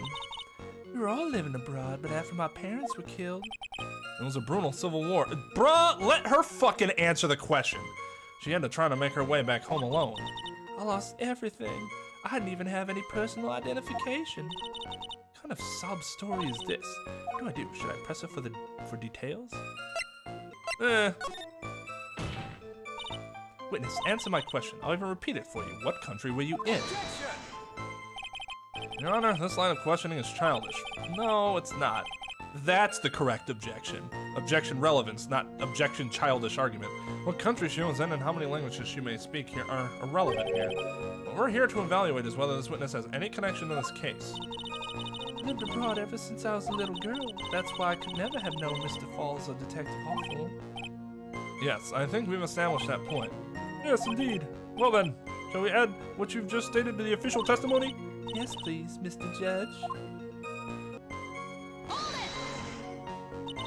You didn't know either person? Are you certain of that? Yes, I'm afraid I'm rather shy around people. Oh well, that can't be helped. Why is he just agreeing with everything that comes out of her mouth? Because he's simping for her. First time you saw either of them was when they were on the bridge, correct? Yes, it really was a coincidence. So what made you decide to go to Eagle Mountain anyway? I just love being outdoors, picnics, hiking, you know, that sort of thing. You don't look like much of a hiker to me, but you do look like a digger of sorts. But Eagle Mountain is a 2-hour drive from here, no trains run through there. There are plenty of mountains that are closer and easier to see. Be at, I didn't see what I said there. Well, I went there once with the college hiking club. Fell in love with its stark, desolate beauty and its cold yet romantic luminous. That might be the greatest line she's ever uttered in this game. Didn't know you were such a goth. By the way, what's the name of your college? The prosecution objects to any questions that involve the witness's private life. All that matters is that she's a material witness to a crime. The witness doesn't need to respond to questions that are clearly malicious in intent. Good objection. This is what Godot never does. That was a strong objection. No unnecessary poetry. Thank you, she's really gone too far. Miss Faye, you're treading on thin ice here. Hardly say anything. Talk about sensitive. Perhaps, but your behavior that day was very suspicious. Not only have you contradicted yourself here in court, but you know things you shouldn't. For example, the scratches on the trunk of the car. Well, that's... Unfortunately, Miss Faye, your last statement proves nothing. Oh, really? And why is that? The witness came to the police station once to identify the suspect. It's entirely possible that, at that time, an officer showed her this photo. That's a bad argument. How she presented her testimony is relevant. She said she saw it at the scene. This whole she might have saw it at the police station doesn't fucking matter. That seems like a rather serious mistake. Ha, that's the oldest trick in the prosecutor's book. That's not fair. That wicked inmate. I'll never be able to forget that horrible day. A grudge? Well, the policewoman's testimony was crucial, wasn't it? Crucial in getting the defendant sentenced to death.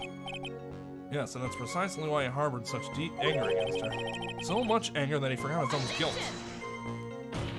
Objection, speculation. Like, hugely speculative. My client has always maintained that he's innocent of those charges. He seems rather forgetful. Your client, I mean. How the fuck would you know that? Not only did he forget about what he did, but he forgot the poor policewoman as well. What do you mean by that? Your client, he forgot what the detective looked like, right? It's too bad for her that he didn't forget about her testimony as well. But she's right about that. Mr. Falls is kind of forgetful. You said you forgot what the detective looked like. What do you mean by that? I couldn't tell who she was without some kind of identification, right? Right. That's why the victim was wearing a scarf as identification. Well, if I'd been wearing a white scarf that day, then he probably would have tried to kill me. That's true. He's clearly a bitter man. This is bad. Mr. Fall's reputation just keeps getting worse and worse. Sometimes it's best not to poke too deep. What do I do with that last statement? Your Honor, what the witness said just now is tremendously important. I'd like it added to the official testimony. The prosecution has no objection. After all, the defendant is a killer and a mentally unbalanced one at that. That testimony only helps to further prove that point. No, that's not why. Enough! Witness, if you would. My pleasure, Mr. Judge. Oh, that's what she added? I thought it was gonna be something else.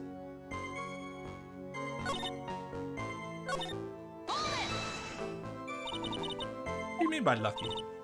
Well, it's February now. Everyone is wearing scarves. I'd accidentally worn a white scarf like you said. And you yourself might have been killed. That would have been a terrible loss for this world. Looks like you pressed too hard this time, kitten. Mr. Armando. Keep looking around you and you're gonna lose sight of the finish line. Justice is blind, but she's not deaf. Sometimes you have to know when not to talk.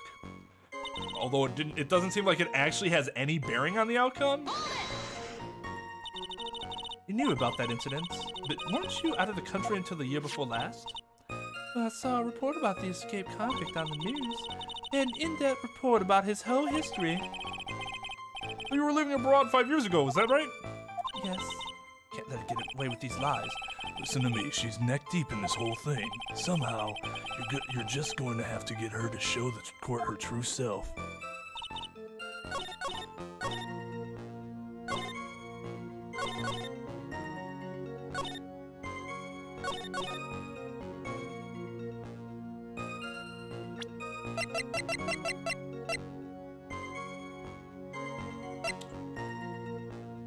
Huh.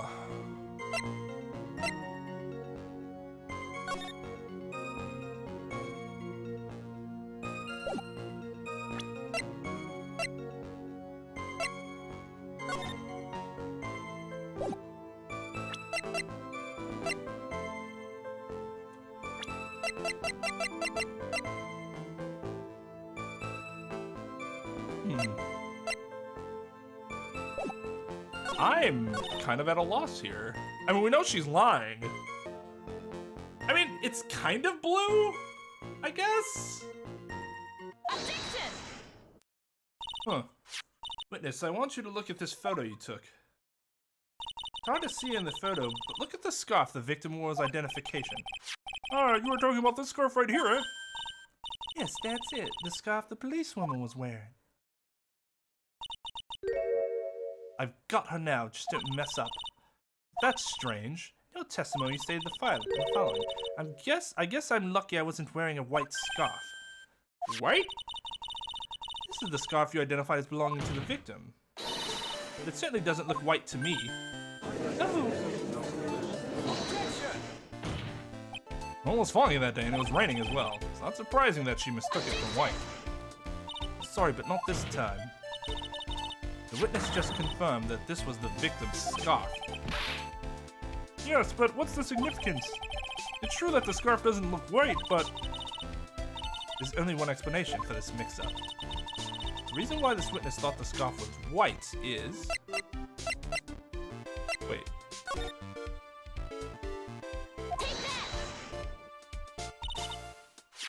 Witness, have you ever seen this note? No? No, never. Top secret evidence. There's no reason that you would have. Hef. I wonder about that. What do you mean? This note shows Mr. Fall's instructions to the victims regarding their meeting. It says, wear white scarf for identification. White scarf? Ah! Witness, you knew what this note said. And it's because you knew that you slipped up and mistakenly said white scarf.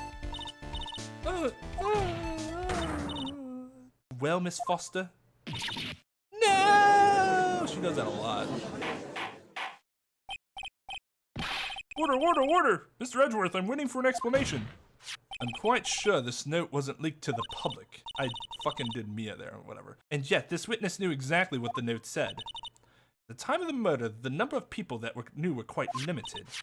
Terry Falls is one, the person who wrote the note, Valerie Hawthorne is another, and finally, one more person. You just say one more person? That's right, a person that no one would have suspected. Have you figured it out, kitten? Yup. Third person that knew the contents of this note was... That person is Dahlia Hawthorne. Dahlia Hawthorne? I've never heard that name before. Look at the victim's notes. This is what it says. Talk to Dahlia, tell her this time. There is her name right there. What's this? So who is this person? This Dahlia Hawthorne? SMH. Miss Faye must be desperate if she's trying to bring the dead back to life. The dead? Dahlia Hawthorne was the victim's deceased youngest sister. She was killed in a crime 5 years ago. Killed in a crime? You don't mean... He did not fucking know this. Yeah, she was kidnapped and killed by Terry Falls.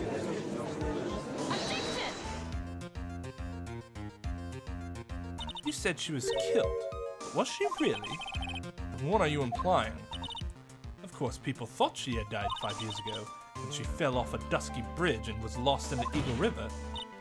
However, her corpse was never found. She was declared legally dead 5 years ago. As far as the law is concerned, Dahlia Hawthorne is officially dead. But the fact remains that her body was never recovered. Dahlia Hawthorne was 14 years old 5 years ago. If she were still alive, she'd be 19 now. Mr. Foster, I believe that's the same age you are. Even you couldn't, Miss Faye. You're not saying... Hair flip. But I am. That's precisely what I'm saying. This witness before us is the girl that was kidnapped and killed 5 years ago. The girl is, in fact, Miss Dahlia Hawthorne. What? Ah, nice work. That was like tossing a grenade into a 3-alarm fire. But unless you can tie all the loose ends together, you're nothing but a hit-and-run arsonist. I understand. I can expose the true nature and turn this whole case on its head. Now's my chance to make Mr. Edwards squirm. Witness, just who are you anyway? I didn't think it'd come to this. That's enough. You don't have to say any more, witness. Yes, I understand. What? Mr. Edgeworth, explain yourself. Your Honor, I have an admission to make. I honestly never thought the defense would pursue the matter this far. You don't mean... An updated autopsy report. Yes, the prosecutor's office isn't filled with fools, you know. Naturally, we conducted full background checks on all of our witnesses. What did he say? Ah, looks like the kid knew. He knew her true identity from the get-go. No way, but then why? You hadn't revealed her secret, he wasn't going to say anything about it. All he wanted from her was testimony, so he made a little trade. Let me introduce you to the victim's younger sister, Miss Dahlia Hawthorne. But, I thought she died 5 years ago.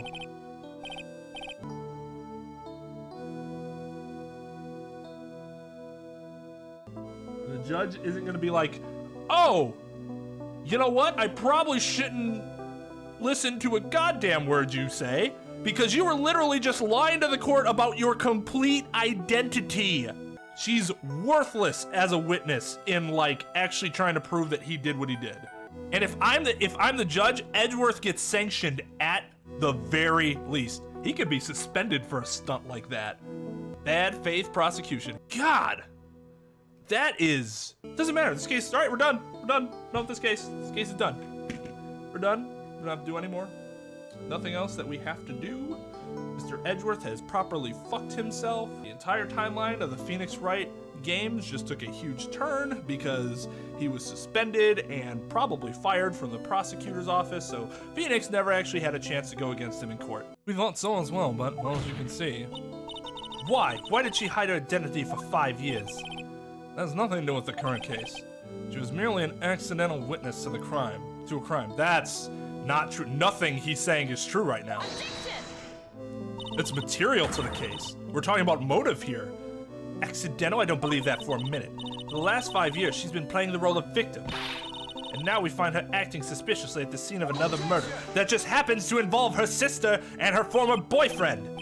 Really, Miss Faye, I must say your strategy here is painfully obvious. You're trying to pin your client's crime on an innocent witness in order to win. At any cost.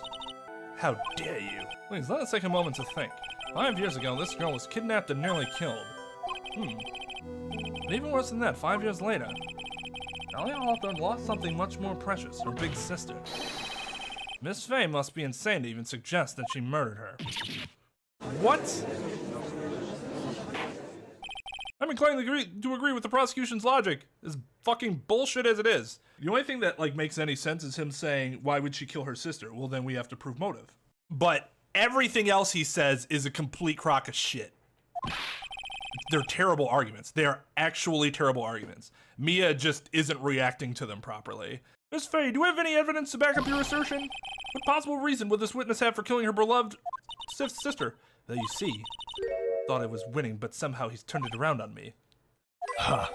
I think you need a little push in the right direction, kitten. The defense is prepared to present evidence supporting our claim.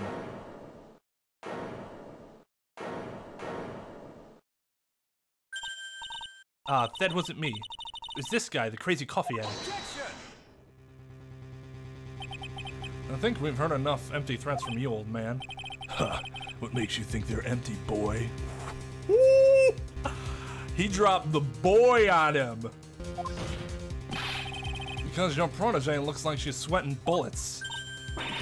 I am sweating bullets. You think you're in a tough spot, huh? Of course, aren't I? No. You just arrived at the moment of truth, that's all. Whether you win or lose, that's up to you. Up to me? Huh. The rashness of youth, how charming. This coming from someone younger than me. Now then, let's not waste any more time. Miss Faye, what motive would this witness have for murdering her own sister, Valerie Hawthorne? $2 million worth of them.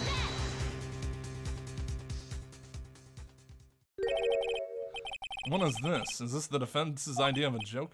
If so, I certainly don't get the punchline. Well, Miss Faye? Oh, that was the rashness of youth. Rashness of youth? And what is your point of furthering such a stereotype? That witness stayed hidden for 5 years, kid. There must be a good reason for that. And somehow it must involve Valerie Hawthorne. Okay, one more time, man. You gotta read the court record more carefully this time. Yeah, I just assumed $2 million would be a good enough motive, but apparently not. No, well, let's not waste any more time. Miss Faye! What motive? Blah, blah, blah, blah. Okay. The note? The story starts after Terry Falls escapes. He called Valerie and told her he wanted to meet. This is the note she left. It says, talk to Dahlia. Tell her that this time the whole truth must come out. Valerie Hawthorne gave Dahlia a warning. She told her she was going to reveal to the world the whole truth. Whole truth? There was a dangerously important secret between Valerie and Dahlia. That's the reason Dahlia felt she had to kill Valerie. To keep her mouth shut permanently.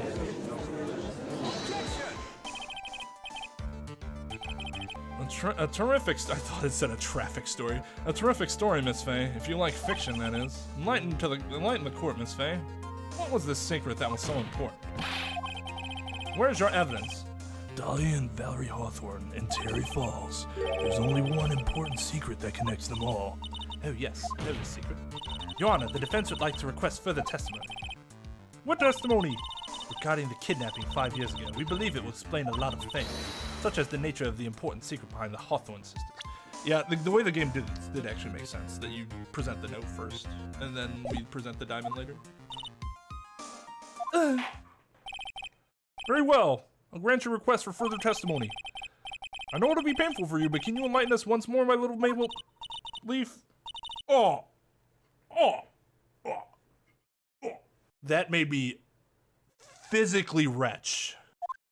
I think it was an overload of terrible things to say to her. Putting on the old charm one more time, Dahlia? This will be the last time you hide behind your womanly wiles. 5 years ago, I was kidnapped by Mr. Falls. The ransom price was a raw diamond. My sister Valerie brought it to the bridge. After she made the exchange, she shot Mr. Falls in the arm. That's when Mr. Falls tried to kill me by shoving me off the bridge from behind. I survived, but I was afraid I might be kidnapped again for my family's money. So I decided to change my identity and start a new life. The kidnapping left her emotionally scarred. With her sister's help, she left the Hawthorne family and started all over again. And we're to believe, after all that, she murdered her sister? Preposterous. Thank you, Mr. Edgeworth. Miss Faye? Yes, Your Honor. As you've heard, the witness is still traumatized from the kidnapping. I'll ask you again to be extremely gentle in your cross-examination. Mr. Edgeworth's got the jump on me again. Huh. If we're not allowed to fight, then let's twist some arms. Listen up, we still got that info, that ace up our sleeve. What info? Come on, kitten, don't say you've forgotten already. The fact that the kidnapping 5 years ago was staged. That's right, it was a fake kidnapping. Terry Falls told us that. Yes, that's it, the fake kidnapping is your best shot here. That's her secret.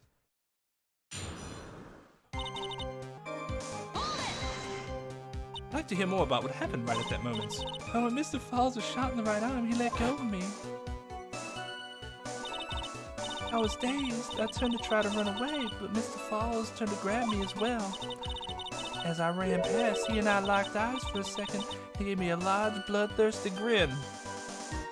Okay, I guess. Bloodthirsty grin? Oh! And in the next instant, splash.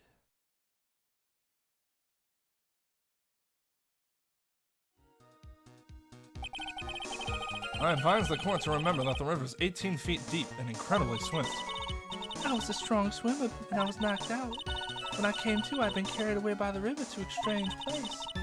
I'll never forget that day. Crumbling bridge, nowhere to run.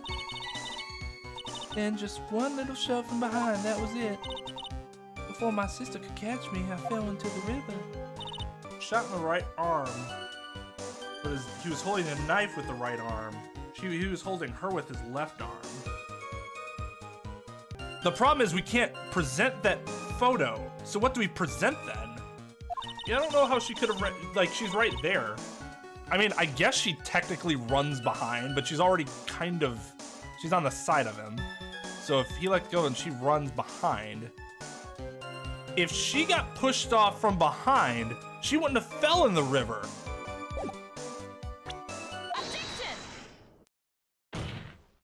You said that Mr. Falls pushed you into the Eagle River. However, that's hard to believe. But it's true, I felt a push on my back. I'm certain of it, it was Mr. Falls. Hair flip. I'm sorry, I guess I wasn't clear enough. I shouldn't have said, that's hard to believe. I should have said, that's impossible. Impossible? I asked that the court recall the condition of Dusky Bridge, now and 5 years ago. That bridge hasn't changed one bit in these last 5 years. If someone had pushed you from behind as you claimed, instead of being carried away by the river, you would have been smashed by the bedrock below, a most certain death. You understand now, Dahlia Hawthorne? The very notion that my client pushed you from behind is impossible. Your Honor, this event occurred 5 years ago. Why, for all we know, the water level in the river may have been higher back then. But it's 40 feet from the bridge to the river. A small change in the water level wouldn't have made a difference. I actually admire Edgeworth's creativity there. It wasn't a good counter-argument, but it was something. It was kind of a valid point to bring up, but can be easily refuted by showing just how high or, minuscule the difference have changed in 5 years. Ugh.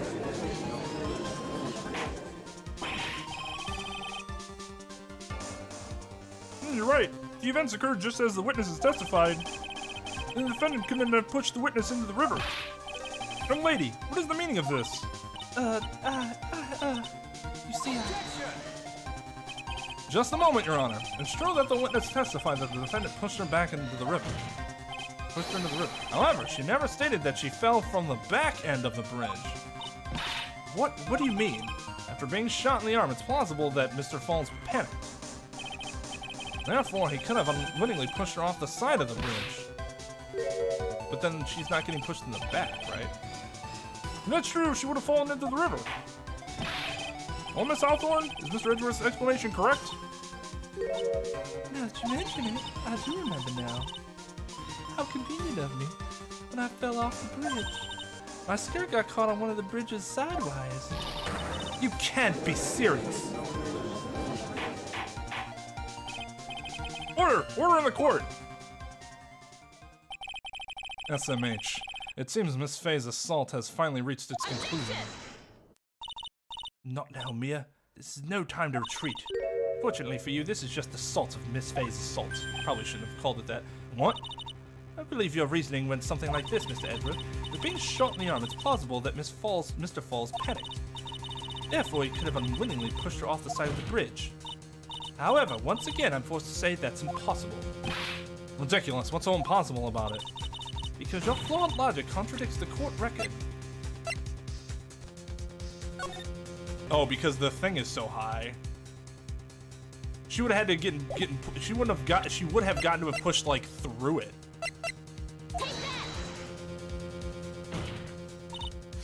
Your Honor, all of the answers are right here in this photo. Take a look at the wires supporting both sides of the bridge. They extend up to about 5 feet off the ground. It would be impossible to push someone off from there. No! But let's remember the size and strength of the defendants.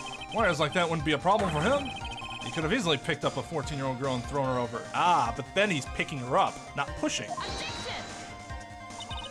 So young and already so forgetful, Mr. Edgeworth. Mr. Falls had already been shot in the right arm. Also that. That's a good point too. Ah! More importantly, Valerie Hawthorne had her gun trained on him at point-blank range. Ugh! So, Mr. Falls throwing the witness off the bridge, that is clearly impossible. Ugh! Order, order! What is the meaning of this? Dahlia Hawthorne, you just jumped into the Eagle River Sorry, got my court record out unintentionally. You jumped into the Eagle River intentionally. What? What is this?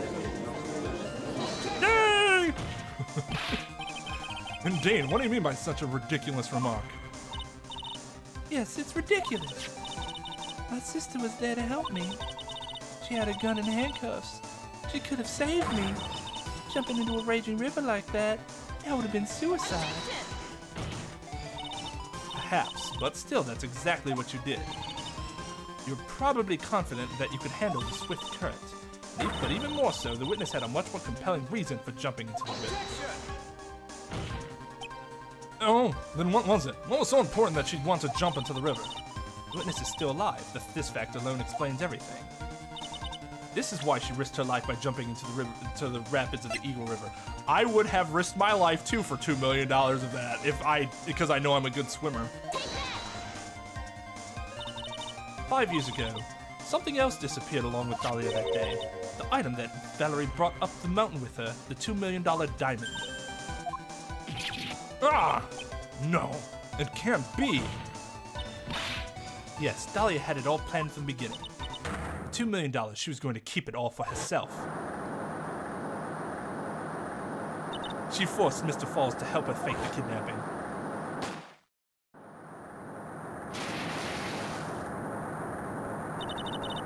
At the last minute, she betrayed him and threw herself into the river, with the ransom tucked away safely in her backpack. There it is. Well, that's simply ridiculous. Order. Order! Your Honor, 5 years ago, the witness was only 14 years old. You really think a 14-year-old is capable of such a demonic plan? Yes. This woman is a demon. I mean, that's... okay. And there was one more person who helped make a demon out of her. Her sister, Valerie Hawthorne.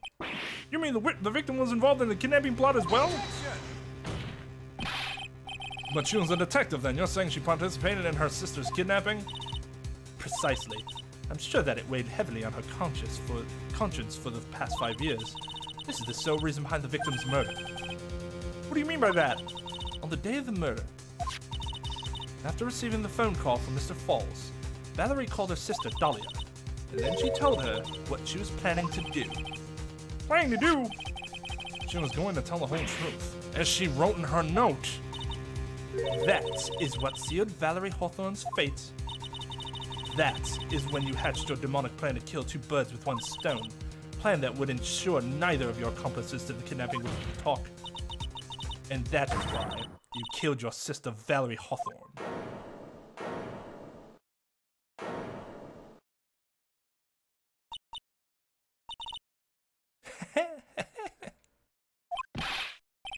Who is that, laughing at a time like this?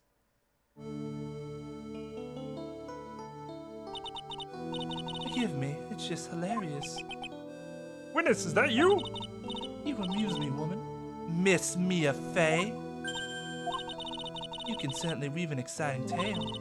Naturally, you have the evidence to back it up, don't you? Evidence? Evidence that I planned the kidnapping, of course. That at age 14 I plotted it with Mr. Falls and my sister. Well, and one more thing. What happened to the $2 million diamond? You can't provide evidence to at least show that. Oh, Miss Fey? I don't know. What a joke. You, Miss Fey. Are you stupid or something? How can I prove a fake kidnapping that happened 5 years ago? I don't even have decisive proof of Valerie Hawthorne's murder. Well, it seems that we've come to the end. To be honest, the witness's behavior does raise certain suspicions. However, I am forced to reject the assertions made by the defense. Alright, we've talked about this before. I'm just going to bring it up again. The fact that not only you have to, in a real case, all you have to do is prove your defendant's, your client's innocence. You don't have to prove that anyone else is guilty. Edgeworth has not satisfied the burden of proof on the side of the prosecution here in order for a finding of guilty of Mr. Falls. Of course you are. Is it really over? That girl has made a fool of me and there's nothing I can do about it. Huh. Without evidence, the trial is over? Who decided that? The law? Precedent? The justice system in general? Mr. Armando. Come on now, kitten. Haven't you figured out that you can make your own rules? For example, even if there's no evidence, there's still testimony. Testimony is evidence, but whatever. Testimony. On the day in question, Dahlia Hawthorne murdered her sister, Valerie Hawthorne. She hid her body in the trunk of Mr. Falls' stolen car and then went to meet with him, disguised as her sister, Valerie Hawthorne. That's what you think, right? Yes, that's right. In that case, there's only one answer, right? There's only one person left who can testify about Valerie Hawthorne's murder. Since there's no proof, there's only one thing left to do. Who's the one person who can testify to that demon woman's crimes? I mean, wait. She's not really gonna put him on the stand, is she?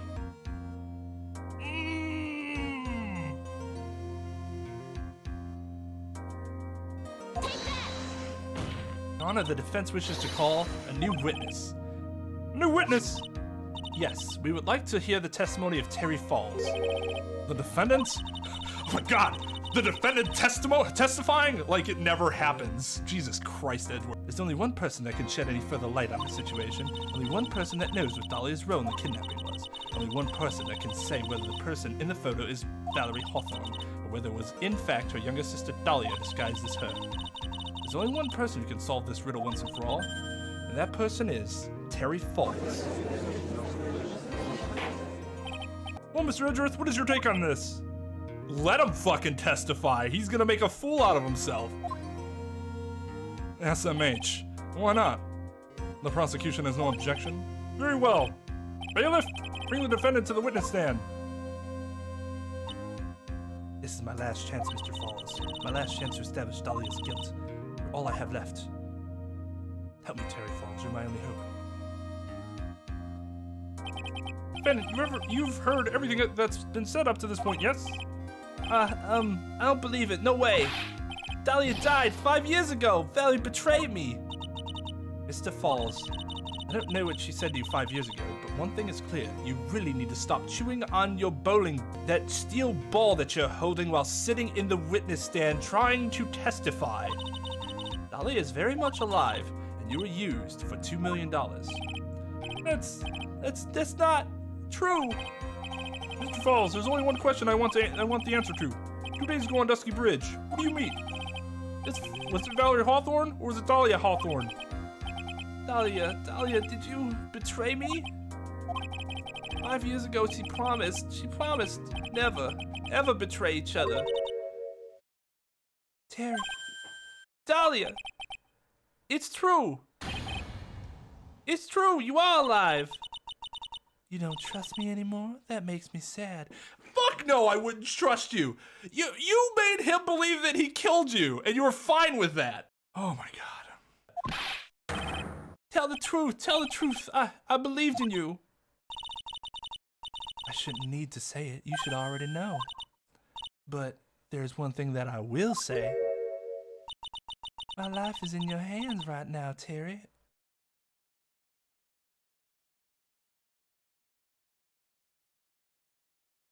BFA felt her stomach plummet to the bottom of her body as she realized at that moment she was fucked. Dahlia. I will allow Mr. Falls to testify once only. Well then, Mr. Falls, yours will be the final testimony in this trial. Witness! Eek! I'm sorry, I apologize. Water, please, water. Can't talk, need water. Oh well, I guess it'll have to be my coffee instead. Courtrooms have water in them, and paper cups too. Paper cups dipped in plastic. At least it'll match the way he's probably feeling right now. Darker and bitterer than hell itself.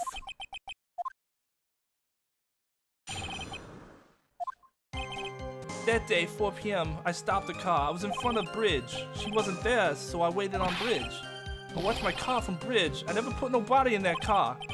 Finally, one woman came. She stood in front of me. We talked, then she left. That was Valerie, not my Dahlia.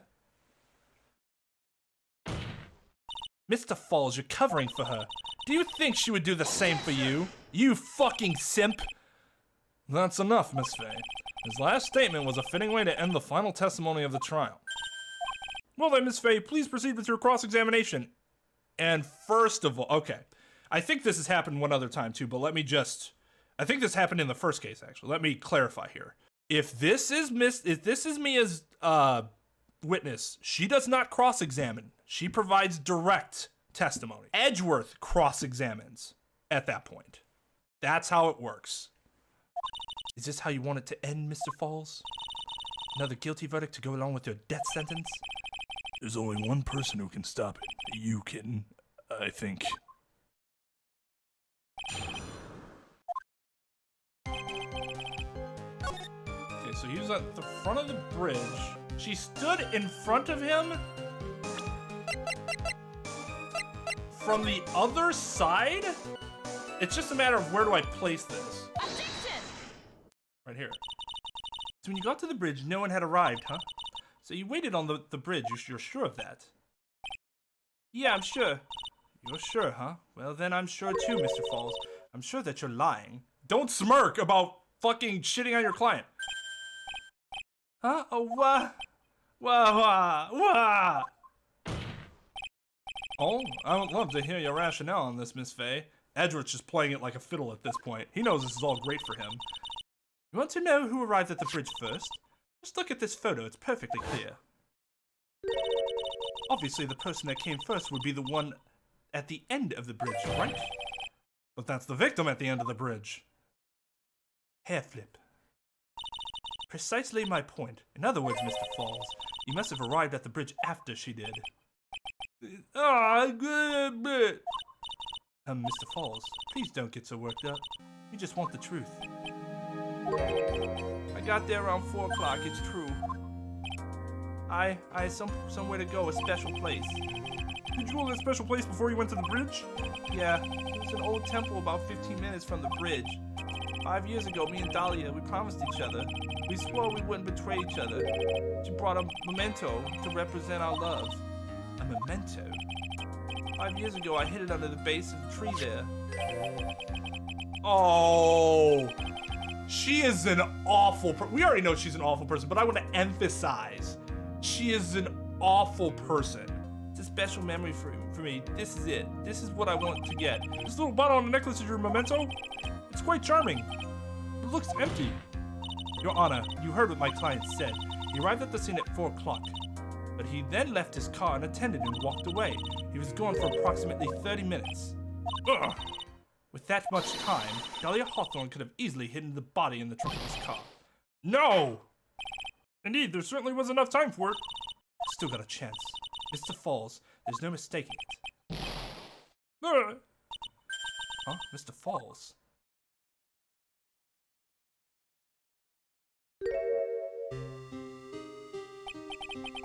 That's enough. Please. Witness? I promised her 5 years ago, if it ever happens, that we can't trust each other no more, then we're supposed to go drink bottle. No! Jesus! No, stop the trial! Are you kidding me? Your Honor, we need a recess and an ambulance. I was stupid, couldn't keep promise. So I did it. I drank this. No, we're so close, just a little more. It's going to prove your innocence. No, don't want that. Don't trust self. Maybe kill again. Kill sweet Dahlia again. Mr. Falls! Mr. Armando, thanks for the coffee. Bruh! Mr. Falls!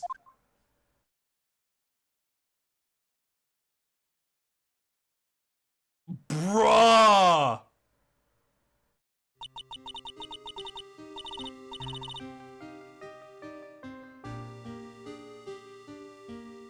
And so my first trial ended suddenly and tragically. It ended with no winners, only losers.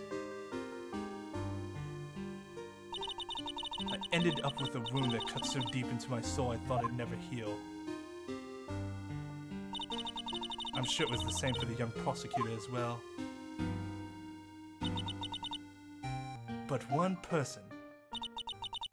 Okay, but still, after all this happened, why would the prosecutor's office not then investigate further into her? Maybe they'll explain it, but that seems negligent at best. That's true. They explain how she got the poison at 19 or 20, but they do not explain how she got the poison here. The true criminal, Valerie Hawthorne. She left the courtroom with a secret smile on her demonically sweet face.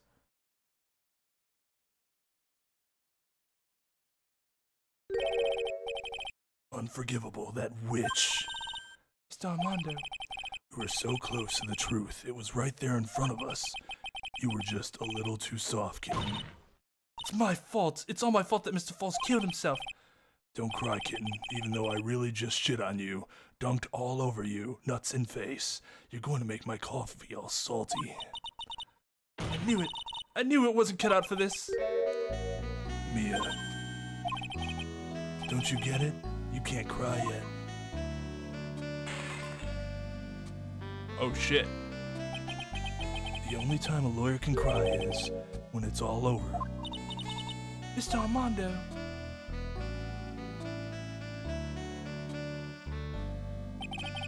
No matter how tough the case, no matter how bitter the memories, they always fade over time. Then you file them away and eventually forget them.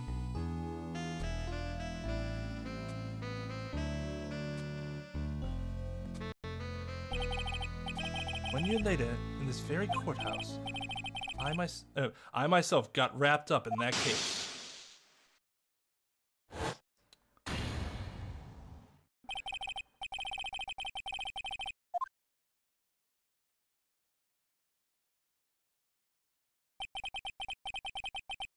The verdict that was ultimately handed down to her was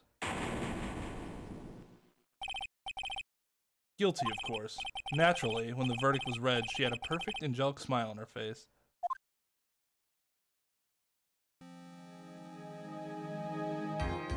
It's finally all over, at least that's what I thought at the time. Unfortunately, I couldn't have been more wrong. It's been 5 years, but now something has happened that's made me remember all this. What? This is setting up for chapter 5? Oh, well, let's get to chapter 5. Yeah, he's in the hospital. Everything about that case was really stupid. Like, playing out the case, incredibly stupid. One of the worst in the entire series. One of the absolute worst. However, the story is one of the most compelling of the entire series. So, I'll forgive the ridiculousness of how that case played itself out. And the complete and utter lack of consequences to not just Dahlia, but Edgeworth as well. Bridge to the Turnabout. Congratulations. Thank you.